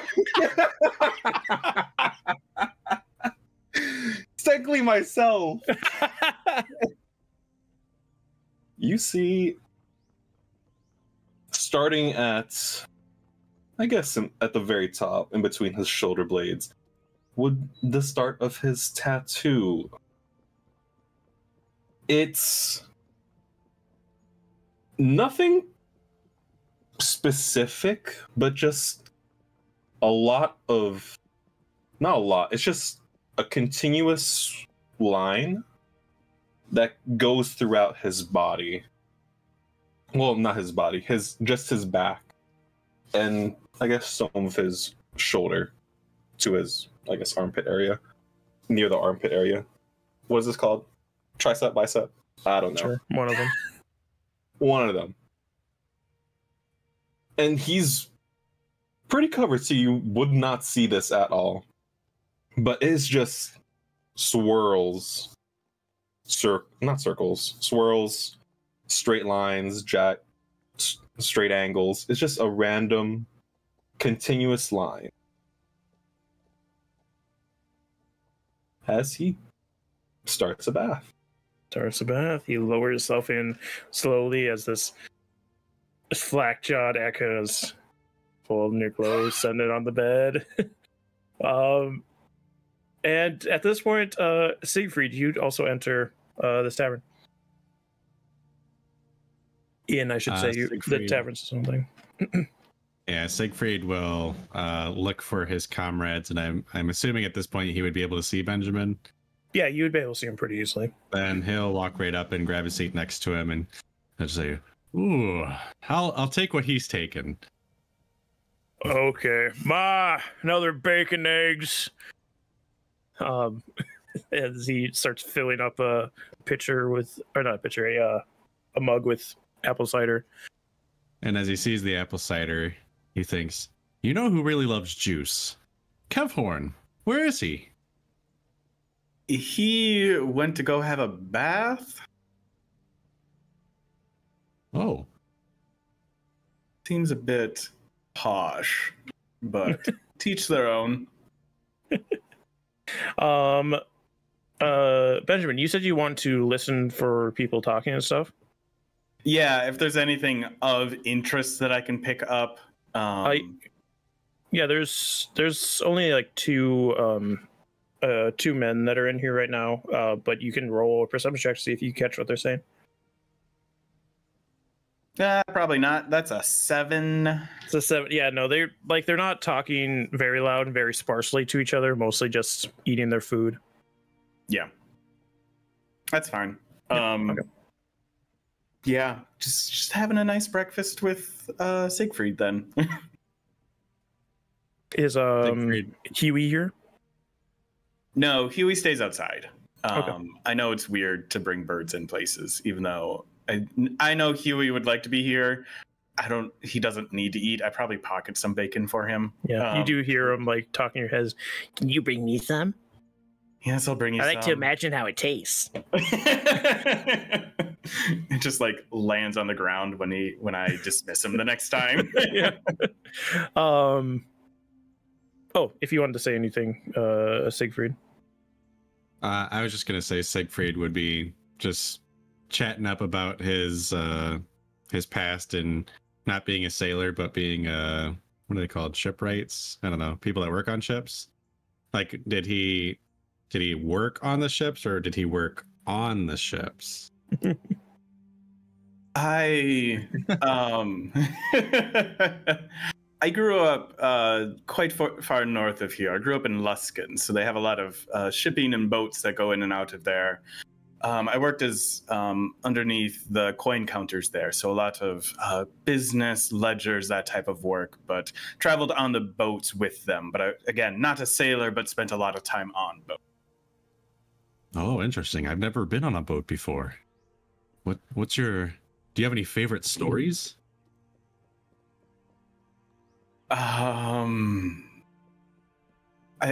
There's many to choose from.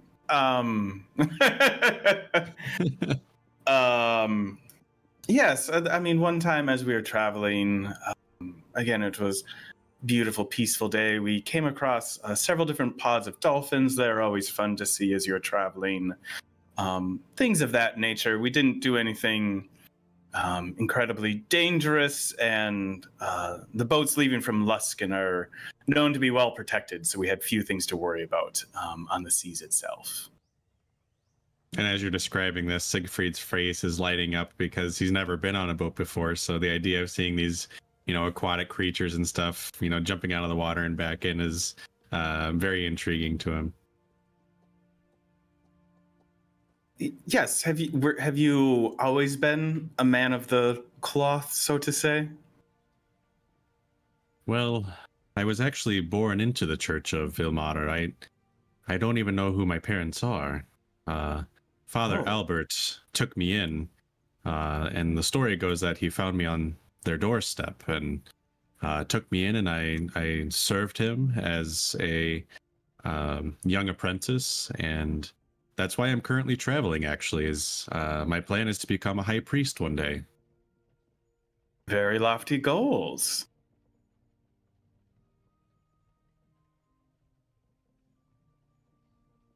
At this point, like, you haven't noticed, but standing right next to the table is this orc bartender holding a plate, just bacon and eggs, just drops it and it like clatters on the table for a second, and he just starts walking back to the bar.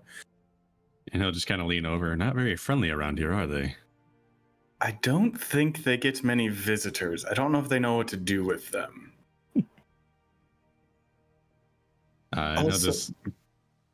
He'll start quietly going to eat his eggs and bacon, but Yeah. And if else is to be believed, last time adventurers came in, they just slaughtered a bunch of people in here, however long ago that was. I'm sure that leaves a bit of a mark on a city.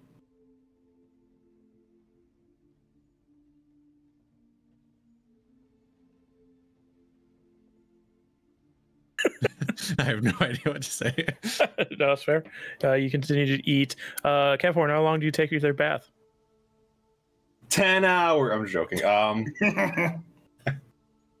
No, Kevin will eventually get out of the bath, dry himself off, put on clothes, but not his armor. Your Echo standing there holding the clothes that you're about to put on. Yeah. And I'll dismiss him before I get out. He doesn't see you naked.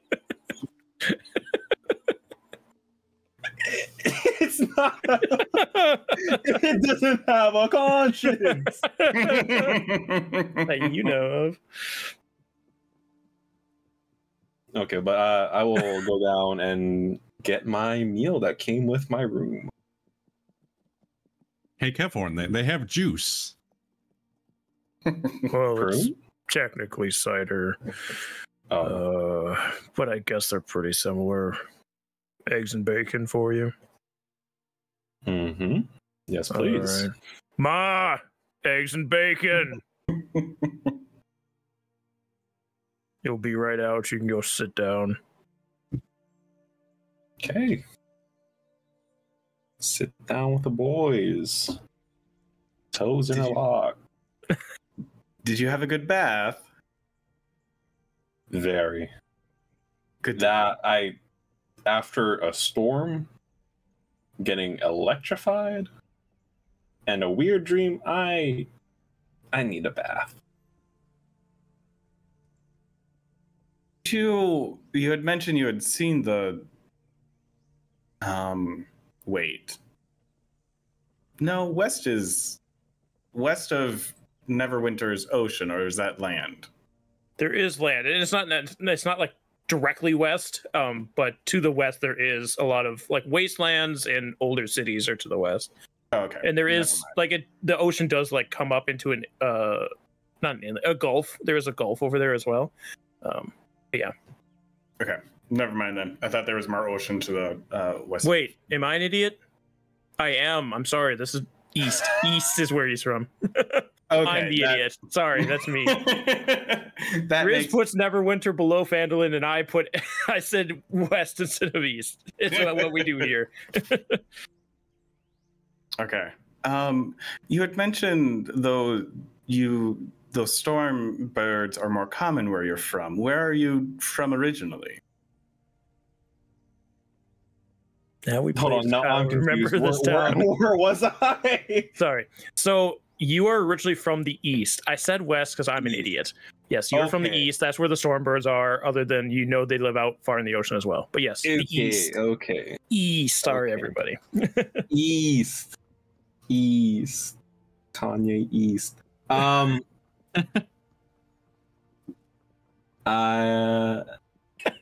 was your question again?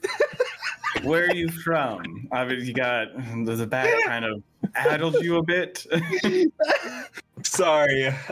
Must have been a heck of a bath. It was really Too long. relaxing. Too long. I love me a warm bath. Anyways, I am from a town from the east, Gam Asari. There you go. Oh, I haven't heard of that. What brought you to Neverwinter? Giants.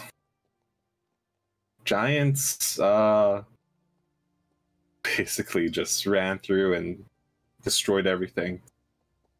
My family's fine. We all relocated over to Neverwinter, but yeah,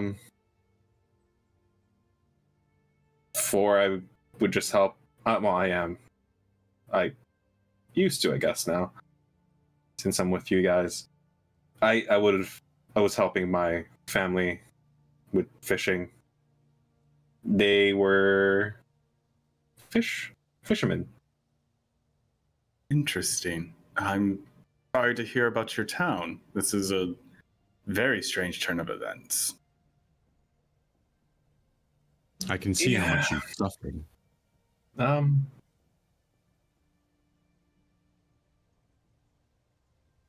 It's fine. I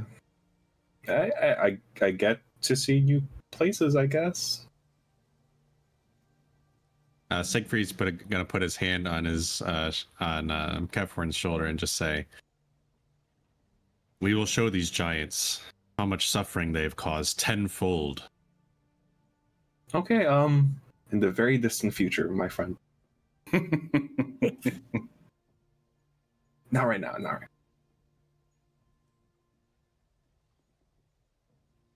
All right. So you continue eating. You finish. The orc bartender comes over and picks up all your plates. Thanks for dining with us at the Stonehill Inn. If you've gotten a room, I hope you enjoy the service as well. Otherwise, be back soon. Thank you very much. Sobs away. Is it customary to tip on this part of the land? You can. I think we're all our right waiting for staff gets paid full wages. We're not going to go into that, though. it. Everyone gets paid a very nice competitive wage here. Benefits are actually really nice. Damn. How about we're here? Should we be off then to see this dream speaker? Let me go put on my armor. I'll go do my stretches. Again? You just ate. You didn't do anything strenuous. It helps with digestion. Oh, okay. Okay. Good. Good. Kevhorn goes and armors up. Siegfried begins to stretch. Huey lands on Benjamin's shoulder as he gets outside. Start feeding him strips of bacon. Oh, I think it tastes like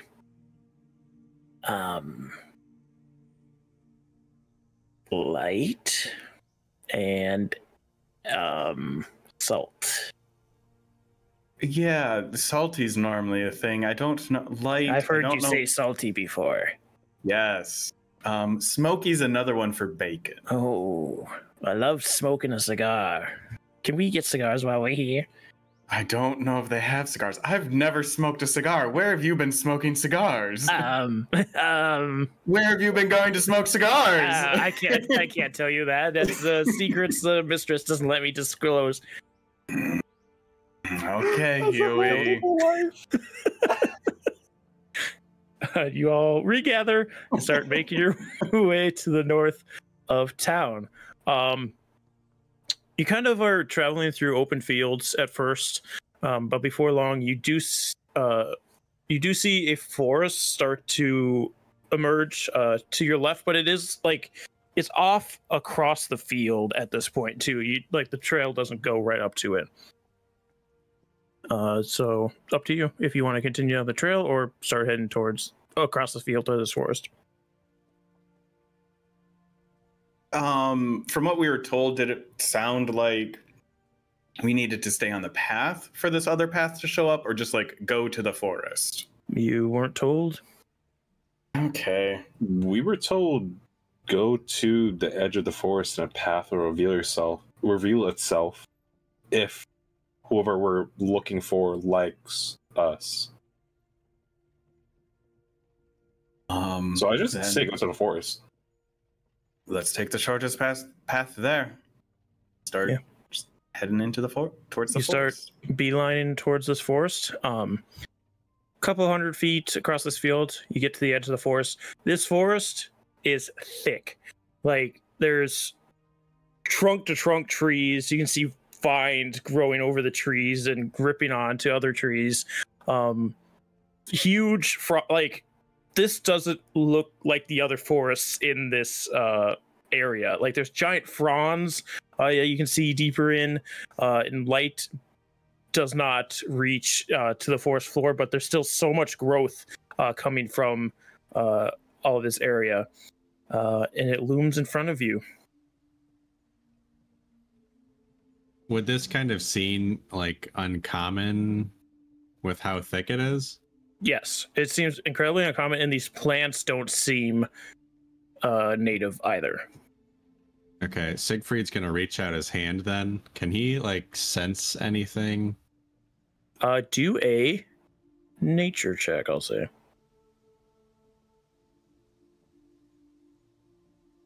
That is a 14. 14. As you start to reach your hand out into the tree line, you hear something alight on your shoulder and start to whistle into your ear as you turn to see a small purple songbird sitting on your shoulder and like tweeting at you and kind of whistling and like hopping up and down.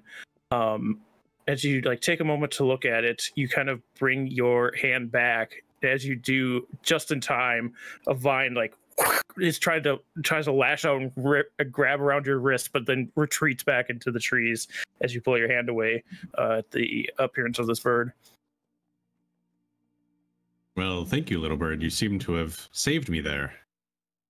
I'd whistle, but it probably won't come up on Discord, and I would have wasted my time. But it does like sing a little tune at you.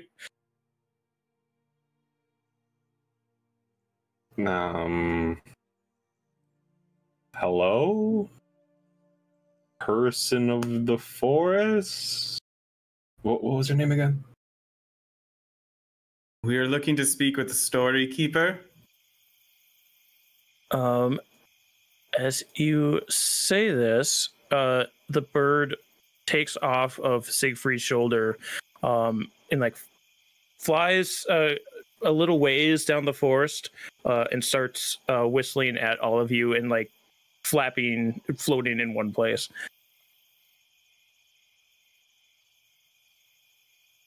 That Okay, feels birdie. like we're supposed to follow them and start walking towards the bird. Yeah, as you start walking towards the bird, and start to approach this space, you see the trees themselves start to bend out of the way, and like all the tall grass that's in this forest starts to mat down, and a path begins to unfold in front of you into the forest.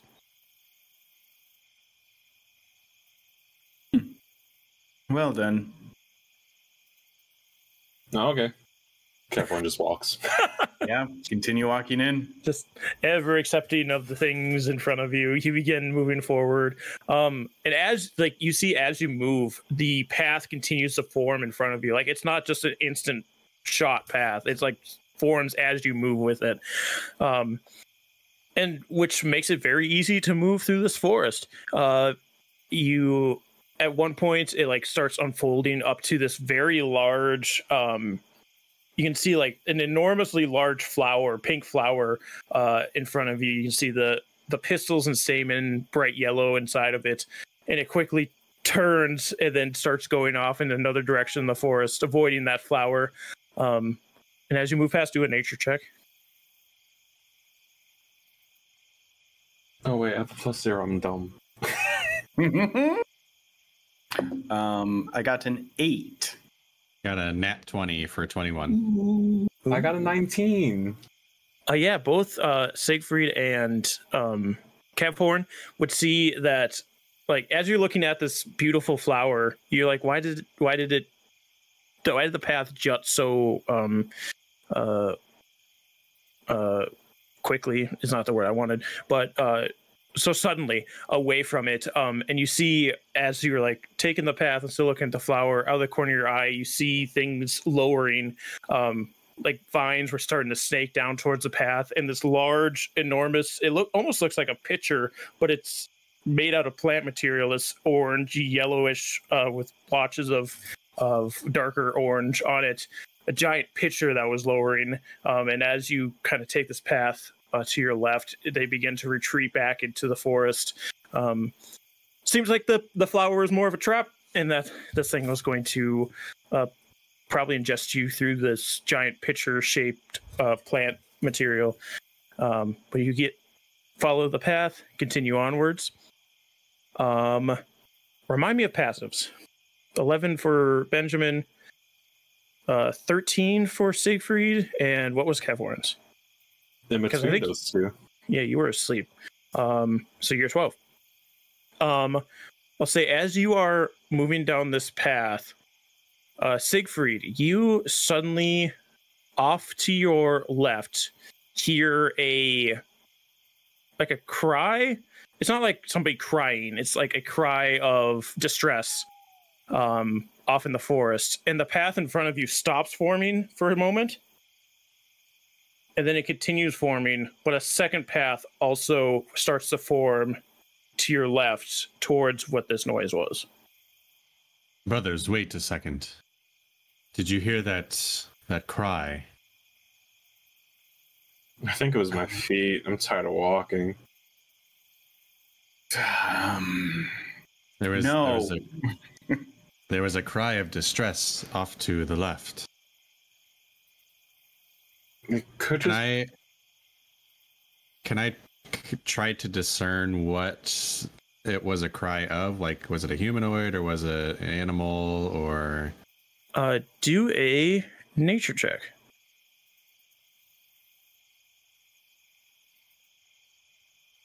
Nat 1. A natural 1. You're not sure. This forest is obviously magic. You might have misheard it. There is a second path, though, and we've only been able to move through this because of the paths.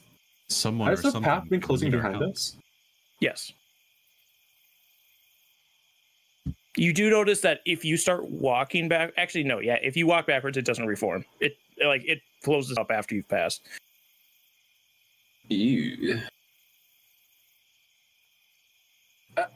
If you want to go find whatever made that noise, I'll come.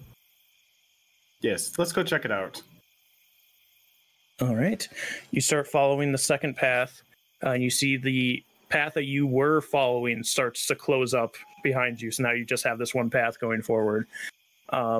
As you continue down it, now that you are following this noise and specifically listening for it, perception checks from everybody, please.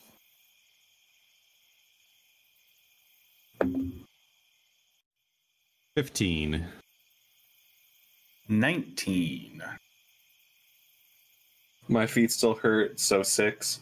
6? Yeah, Caphorn, you were kind of wishing you had your echo here to carry you at this point. But Siegfried and Benjamin, you'd hear these squeals of distress every once in a while. But as you get closer, and it almost seems like it's kind of opening up a little bit here, as if this is a space where things would be living. You do also hear a deeper noise of whatever is causing this distress, this creature. You just hear, you're 2 of them. I think if we find out what's causing whatever that thing is crying, we'll be crying also. Yeah, like it doesn't seem. I'll say with those high perception checks as well, they don't seem like overly aggressive. Like they're not fighting with this thing. They seem more of like an intimidation thing. Yeah, we also don't have a choice at this point because this is the only path we are on.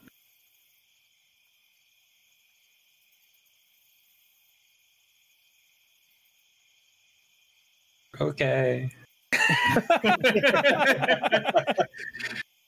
All right. So you are aware of two, what you can assume are larger creatures. I'll say, if you as a player know what they are, your character knows what they are as well. This does seem to be opening up, like I said, whereas this is like a place where things live. So you do have some pathways that you don't necessarily have to follow the one that's been opening for you. It seems to open into a space where there are other paths, but if you want to get back out into this forest, the path has to start to reform again. You can make stealth checks to try and get closer to these things without alerting them. Oh, brother. Before I do that, I would like to Yes. cast Armor of Agathis on myself. Go for it. So the slight frost starts to creep up and around Benjamin's armor. And I'm also going to do false life. and I'm gonna have Huey go invisible, but just be like 10 feet above me, essentially, since there's not a lot. Like, I don't know what the space is. And then Yeah, the trees still kind of cover over the canopy. Still kind of is pretty well formed. And yeah, try to start sneaking All right. forward. We got some non-stealthy boys trying to stealth up. That is a Love 9 at that. disadvantage. 9 at disadvantage from Siegfried. I got a 6 on just a regular roll. Yeah, you're the one that's supposed to carry this group, so that's not good. A 9 and a 6. What do we got, Caphorn? 8. An 8. All Good right. job, team. Good job. As you all are crouching forward, this is still a pretty dense forest, even though it is opening up. Like your armor's getting caught on branches as you're going past and clanking, and you're stepping on twigs. Like you kind of stop after each noise to see if it's caught on to you, but you keep going. But as you get to where you can assume is like a grouping of bushes in between you and these creatures, all of you simultaneously step on like just this pile of dead twigs, and you hear one of the creatures go, "Oh," as it has noticed your presence. Let's roll initiative. Okay. What should we use for music here, gang? Ooh, much better. Let me know when you're ready for initiative. Row your boat. Row your boat. I've got Yeah. that one. Is Thunderhead cool? I know that's more goblin-esque. I don't know what we're fighting yet, so. Oh, you don't know? No, not just by the noises you're Jesus. making. Oh, I'm not a good voice actor. I'm sorry. It's probably not your fault. Oh god, they both rolled pretty close to each other. Oh,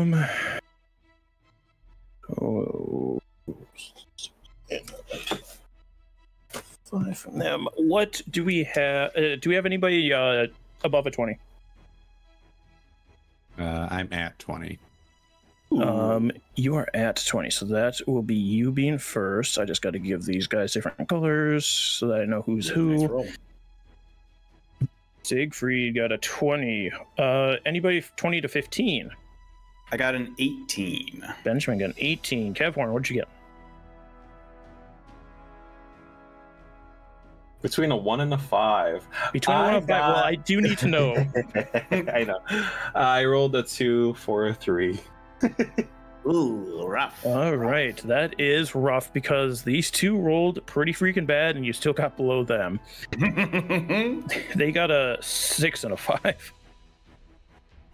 So they still go next to each other in initiative. I tried to spread them out, but it didn't work. All right, so I will pull you over to a map here. I just wrote the creature and then their color, not their actual initial. It doesn't matter. They're in order. So let's pull you over to the map, and we're gonna start with Siegfried. These creatures have noticed you. Oh no. I'll say you don't see them yet necessarily. Like you kind of see one larger creature, fur and feathers covering its backside as these large hunched shoulders. It seems to be blocking whatever it's interacting with.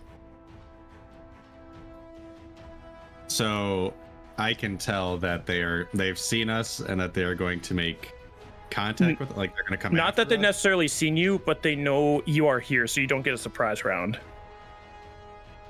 And you won't get advantage because they are aware of where you are, unless you take like some kind of hide action. But like I can tell that they're hostile. Like, yes, they seem upset that you are here. Okay, and I can only see one of the owlbears. From your position, yes, because these bushes and trees are like, they're still thick, but there is openings to walk around essentially. So the one that's in the opening in front of you, this the one with the pink dot, you can see.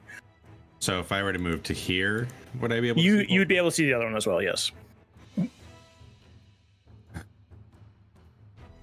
Okay, Siegfried is gonna go there. And he will begin chanting. And he says, oh my gosh, where is it? Inimici me reple desperaton, and casts Bane on the owlbear. So that is what kind of check? Charisma. Completely threw my dice. Went to the other side of the desk, fell off, hit the wall, bounced back all the way to my feet. The first one rolled a natural 20 for an 18. The second one got an 11. Okay, the 11 will fail. All right, so green will have failed then. Bane is... It's one of these. Your Bane. Anything else from Siegfried? That's all I got. I'll say when you move into this position as well, do a perception check. That is a 12. It is a 12. I'll say you're able to see that whatever they were antagonizing, it's a pretty good size, but it's like curled up as if it was trying to defend itself from them, using its back as what kind of shield it could afford. You aren't quite able to tell what it is, though. And it seems to be in this space in between the two of them on the backside. Can Siegfried just shout and say, they're attacking something? Yeah, you can do that. And then we will move to Benjamin. Great. I'm gonna From Benjamin's location, you can't see either of them yet. You just hear they're attacking something. Yeah, I'm gonna move out. Hoot growls coming out of them. Next to Siegfried, see both of the owlbears and go, oh, we're in it. Okay. I am going to summon my Chain of the Deep. Okay. And I'm going to put it right in between the two owlbear. That's right. We have a token for this. It's not a good one, but it is one. It is a token. Oh, that's right. I didn't put it on my token screen. It's just over in the pictures. When did I give you that? So long ago. In between the two owlbears? Yeah. I almost grabbed Hercules.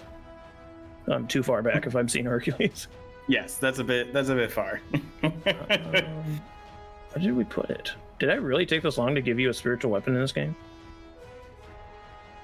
Yeah, because it was Rhyme, because that wasn't my first character. There it is, spiritual weapon.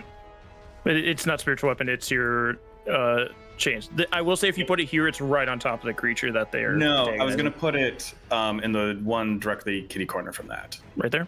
Yes. All right. And I'm going to have the chain attack the pink owlbear. Okay. One in front. That is a 15 to hit. 15 will hit. Great.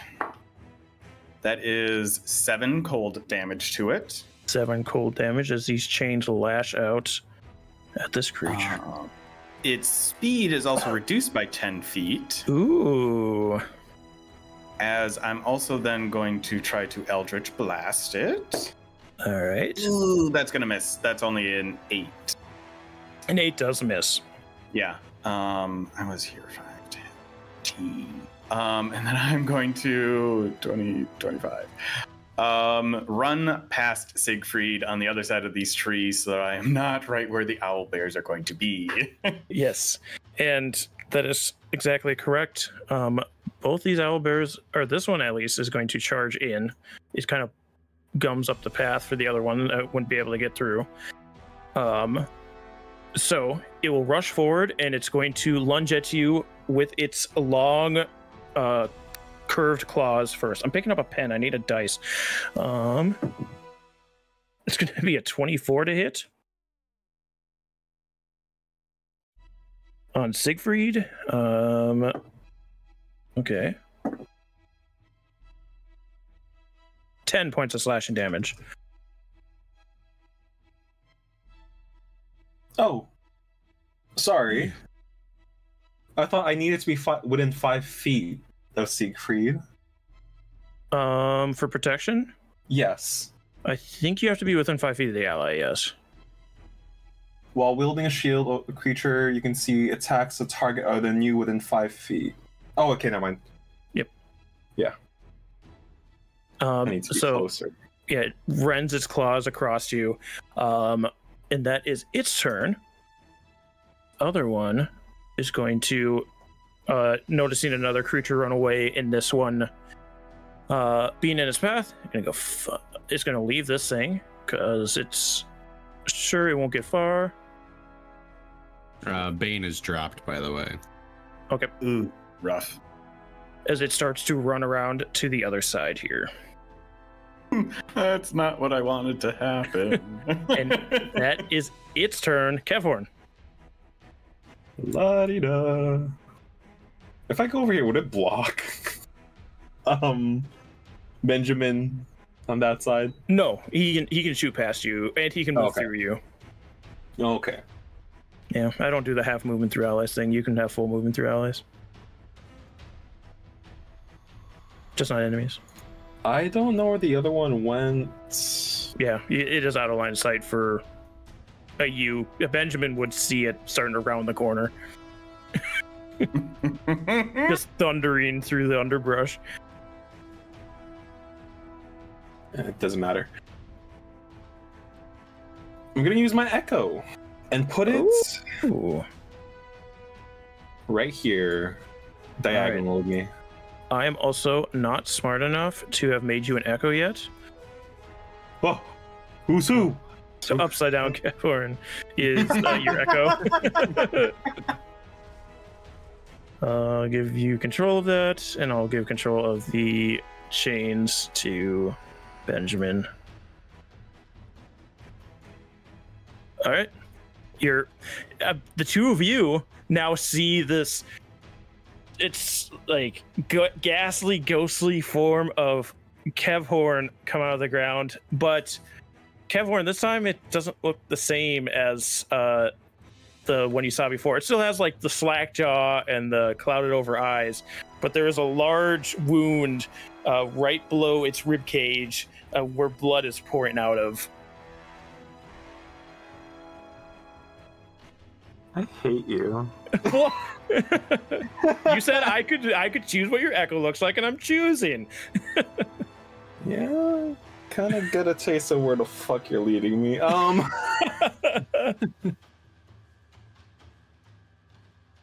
that's rough. Anyways, yeah, it's an action. You can. Oh wait, no, it's a bonus action for me to manifest it. I will poke it. All right, give a poke. Poke, poke, poke, poke. What is my attack? That +6.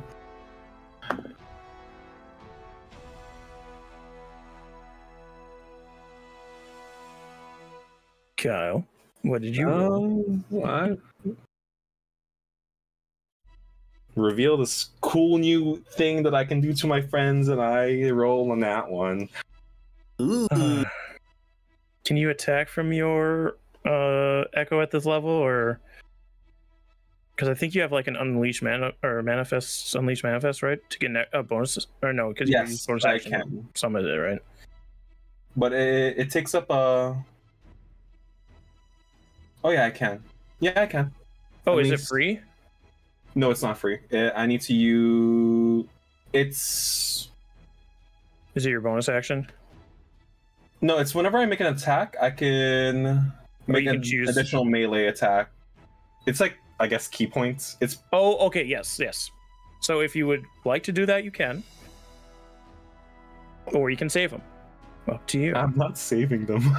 Okay, there. I was gonna say, you see Siegfried bleeding pretty profusely from his chest where he just got slashed.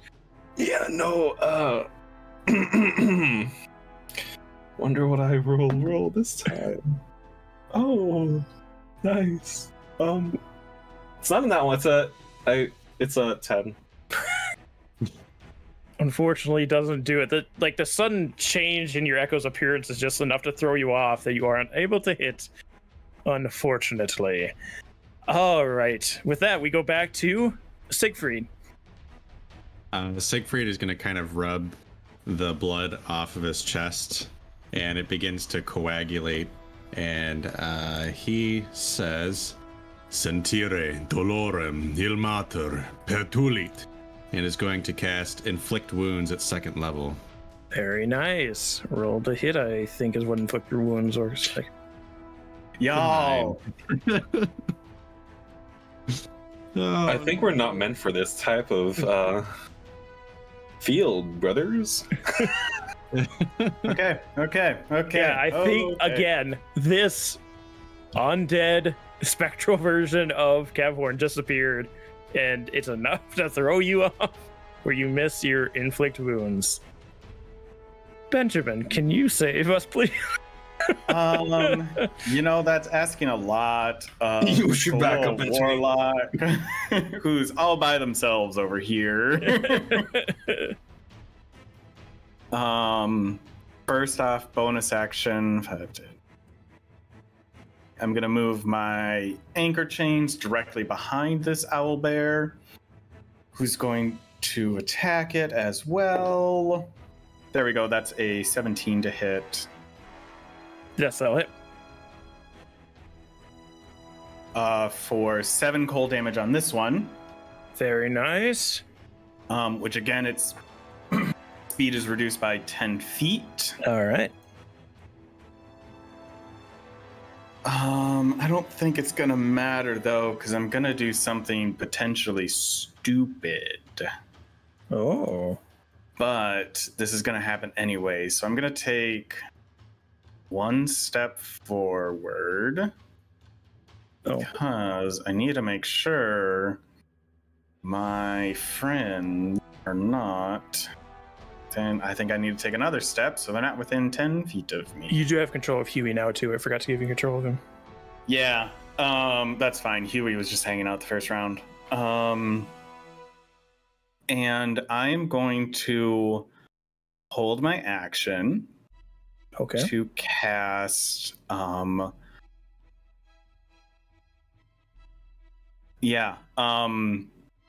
when the owlbear gets within 10 feet of me, I'm gonna cast Arms of Hadar. All right. As I just brace myself for this owlbear charging towards me. I'm gonna have Huey fly over and give the help action to whoever needs it over there. Okay.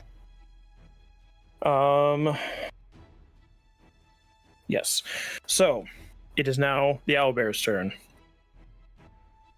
For this pink owlbear, I am going to roll a d4. If it lands on a 4, it re-rolls. Because Huey is invisible, it doesn't know it's there yet. On a 1, Siegfried. On a 2, Cavhorn. On a 3, Cavhorn's Echo. Ideally, it gets a 3.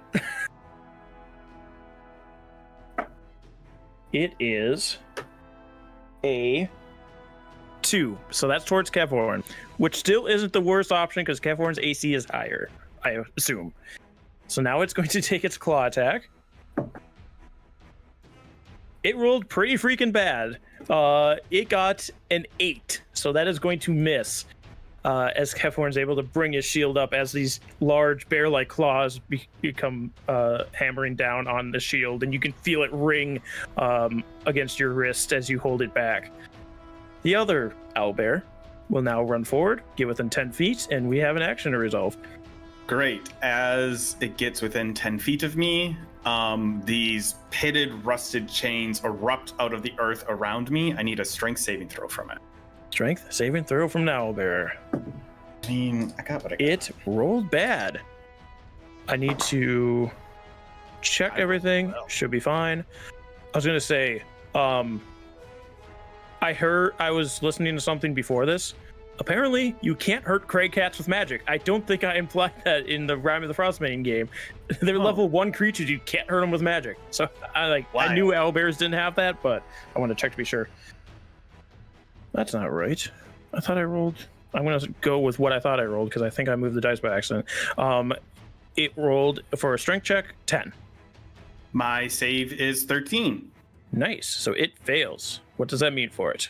So as all of these chains batter it, as it gets closer, it is going to take 15 necrotic damage. Ooh, buddy. 15 necrotic damage as this owlbear stops its charge and rears back onto its hind legs as these chains start to wrap around and rend into its flesh. Does the Arms of Hadar do anything else? No, it is just the damage. All right, and how much was its speed reduced? Speed reduced by 10 feet. All right, I think it moved 15. It is going to instantly turn around and run the other way. Ooh, coward. Sorry, where was I? I was right here. 20, 25, 30. And then it has a normal movement speed of 40. So it starts to run the other way as it screams in pain. You can see like the feathers and fur being burned away and flesh being exposed as these chains start to ring around its arms and try to rend it down. It almost looks like it's trying to pull it through the earth, but you can see like ripples of almost looks like water rippling underneath it as they're trying to pull it down as it runs away. And actually, it still has an action. It's going to take its action to dash. Okay, good. Got this thing scared. 20, 25, 30. Cool. As it is almost off the map. We now go to Kevhorn. Oh. Will I redeem myself? We'll find out. You have advantage on this first one. As Huey, from invisibility, starts to mess with this owlbear to get its attention drawn away from you. If you miss this with advantage again... Kyle. Not 20. Not 20! Should I just give Huey to you for permanent advantage? I rolled a 2 for the first roll. Hi-yo! Roll your damage. You can double your dice, or you can roll double the amount of dice. I'll just double my whatever the damage is. Okay. Don't double the modifier, just the number on the dice. Okay, so 14 damage. 14 points of damage to this owlbear. As you stab into it with the trident, you once again hear this howl of pain as this thing is not doing so hot as blood begins to pour out of the puncture wounds as you retrieve the trident back out from it. I'm feeling confident. I'll have my Echo also attack. Echo attack, let's go. Oh wait, it's a good one. 19. I was gonna say, this one doesn't get advantage. You gotta roll good in the first one. 19 hits. For 5. 5 points of damage. It does stagger for a moment from the second hit, but does not go down. But it looks less it's less brave than it was before. It seems to be backing away. It's going to try to run away. From what you can tell, it's like no check needed. It's going to try and run away. We do go back to Siegfried though.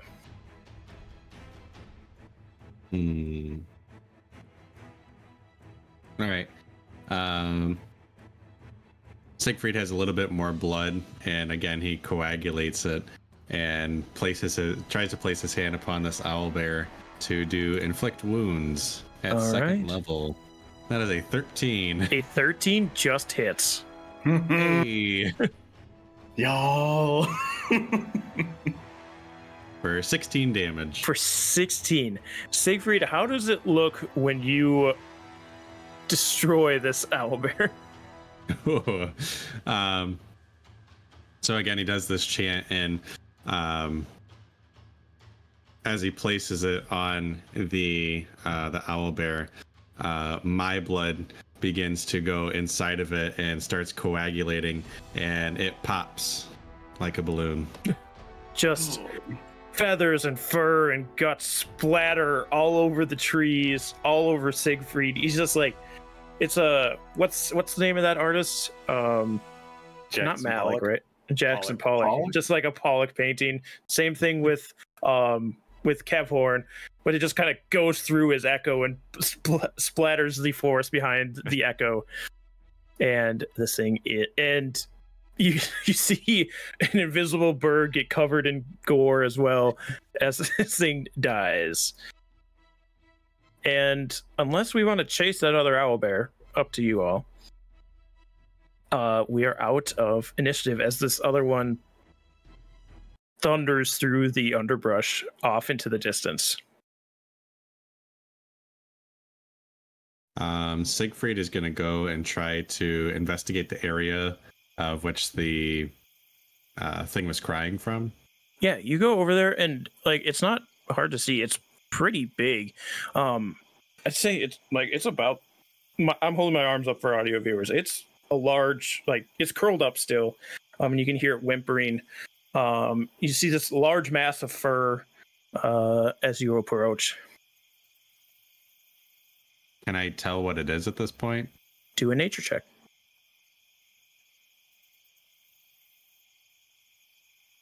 An 8. An 8. You're not sure just because of how retreated it is into itself. I'd say even with an 8, it almost looks like a large bear cub, maybe. Okay. Siegfried will say, brothers, come here. Yes. I'm going to have, as I'm walking over to there, Huey will be holding on to Huey on my arm and just dumping my water skin on him to try and get the blood off and combing my fingers through his feathers to try and get all of the muck off of him. Oh, I like having blood on me. Oh, okay. All right. I wasn't sure how you felt about it. This is kind of new territory for us. Even if I'm invisible. Now things will be afraid of me. I mean, you can be visible if you want. I'm sure it'll be just horrifying. I'm a murderer. Yeah, sure. I'll try and take a look at the critter too. All right, roll nature check. Not that I'm good at this either. No. I got worse than 6. It seems still very scared. It doesn't come out of its fetal position. You got any ideas on this, Kevhorn? Or Kevhorn's looking for a river. Kevhorn, get over here. You don't see one. No. I am covered in blood and guts. Do you not want to be an adventurer? Not covered in this. It kind of comes with the territory, bud. Things normally don't explode. Well, obviously they do with our brother over here. Just motioning to Siegfried. Siegfried is already slowly approaching the what is assumed to be bear cub. You need to warn me when you're going to do that. He's not even listening to you. Yep. You approach this thing and you can see it's quivering. I'll say at this point, being this close to it, you do see feathers intermixed with the fur. Well, Kefhorn's like pouring water all over himself, trying his best. Do a... Oh, God. What do we do for a washing check? Sleight of hand. Yeah, let's do a sleight of hand. Okay.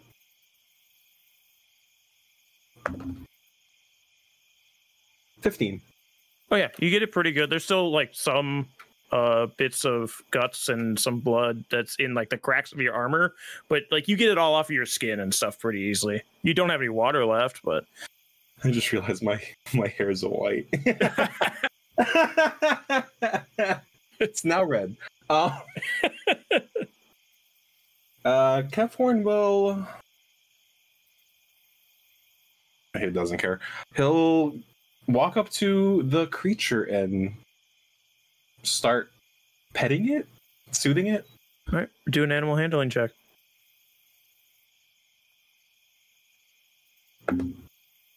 We just murder its parents. 13.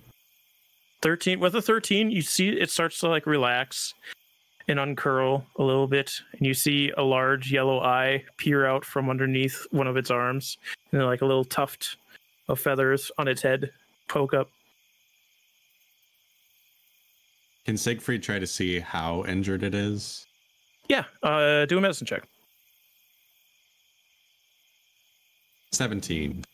17. It doesn't, like, there's some nips on it, like maybe these other two were pecking at it maybe, but they didn't seem to be like wanting to kill it, more as just antagonize it and bully it. So it has like a little nip marks on it where it was getting pecked at by the beaks, but it like nothing that's going to be mortally wounding to it at all. Nothing that won't heal by on its own, but healing it now will help it too. So it appears that it's going to be okay. While Kefhorn's still petting, we just killed its Kefhorn will try and look back at the mess over there and try to see if that I'll was say female or everybody male. can do a retroactive nature check. Oh, just natural killed 20. Natural 20. them. These two, like, owlbears are fairly common in the Sword Coast. These two did not look fully grown, and they looked like two young males, probably two bachelor owlbears that didn't partner up at all. Not that they really partner up to begin with, but like two younger males that were traveling together. Then they could ward off larger, fully grown owlbears, and they were just picking on this young one that is alone. You don't see anybody else around, any other parents or anything. No, those were two younger, not juveniles, but two males. I don't think it was not the parents of this little one. You hear as Kefhorn's like petting this thing, and like it's starting to notice you guys aren't being threatening to it and you're being kind to it. You just hear, "Whoo!" What should we do with it? I don't know. Oh, that's an adorable token. Why did I make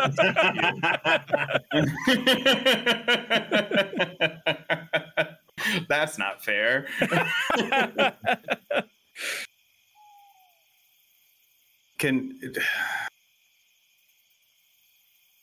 This is still a wild animal.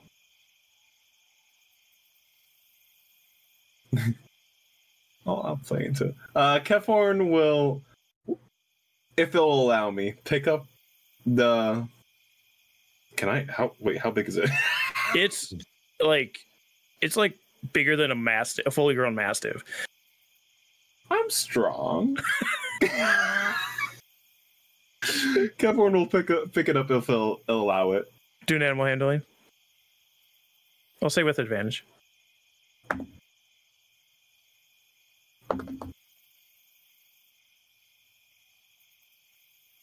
That is a 21.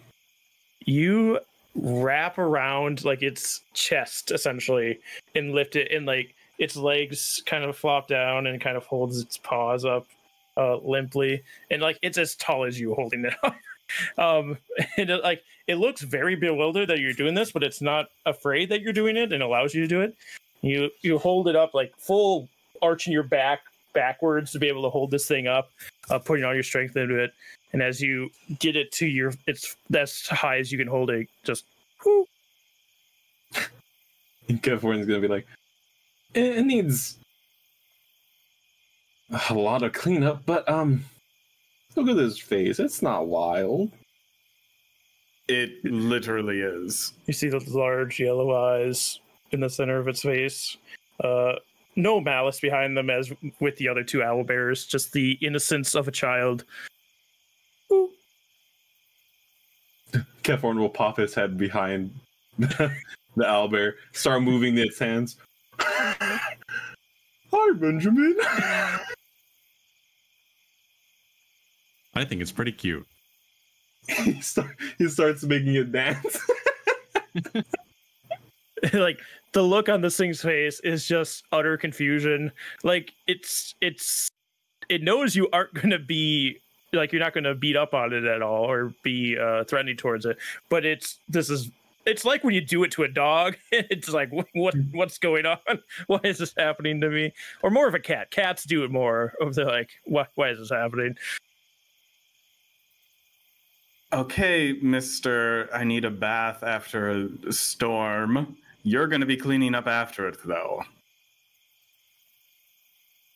Kevin will pop his head out. I know how to clean. All right, let's see where this, if it'll come with us, where the forest path will lead us now.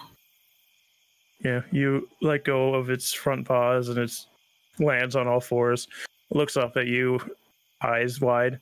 Ooh. Yeah, come here.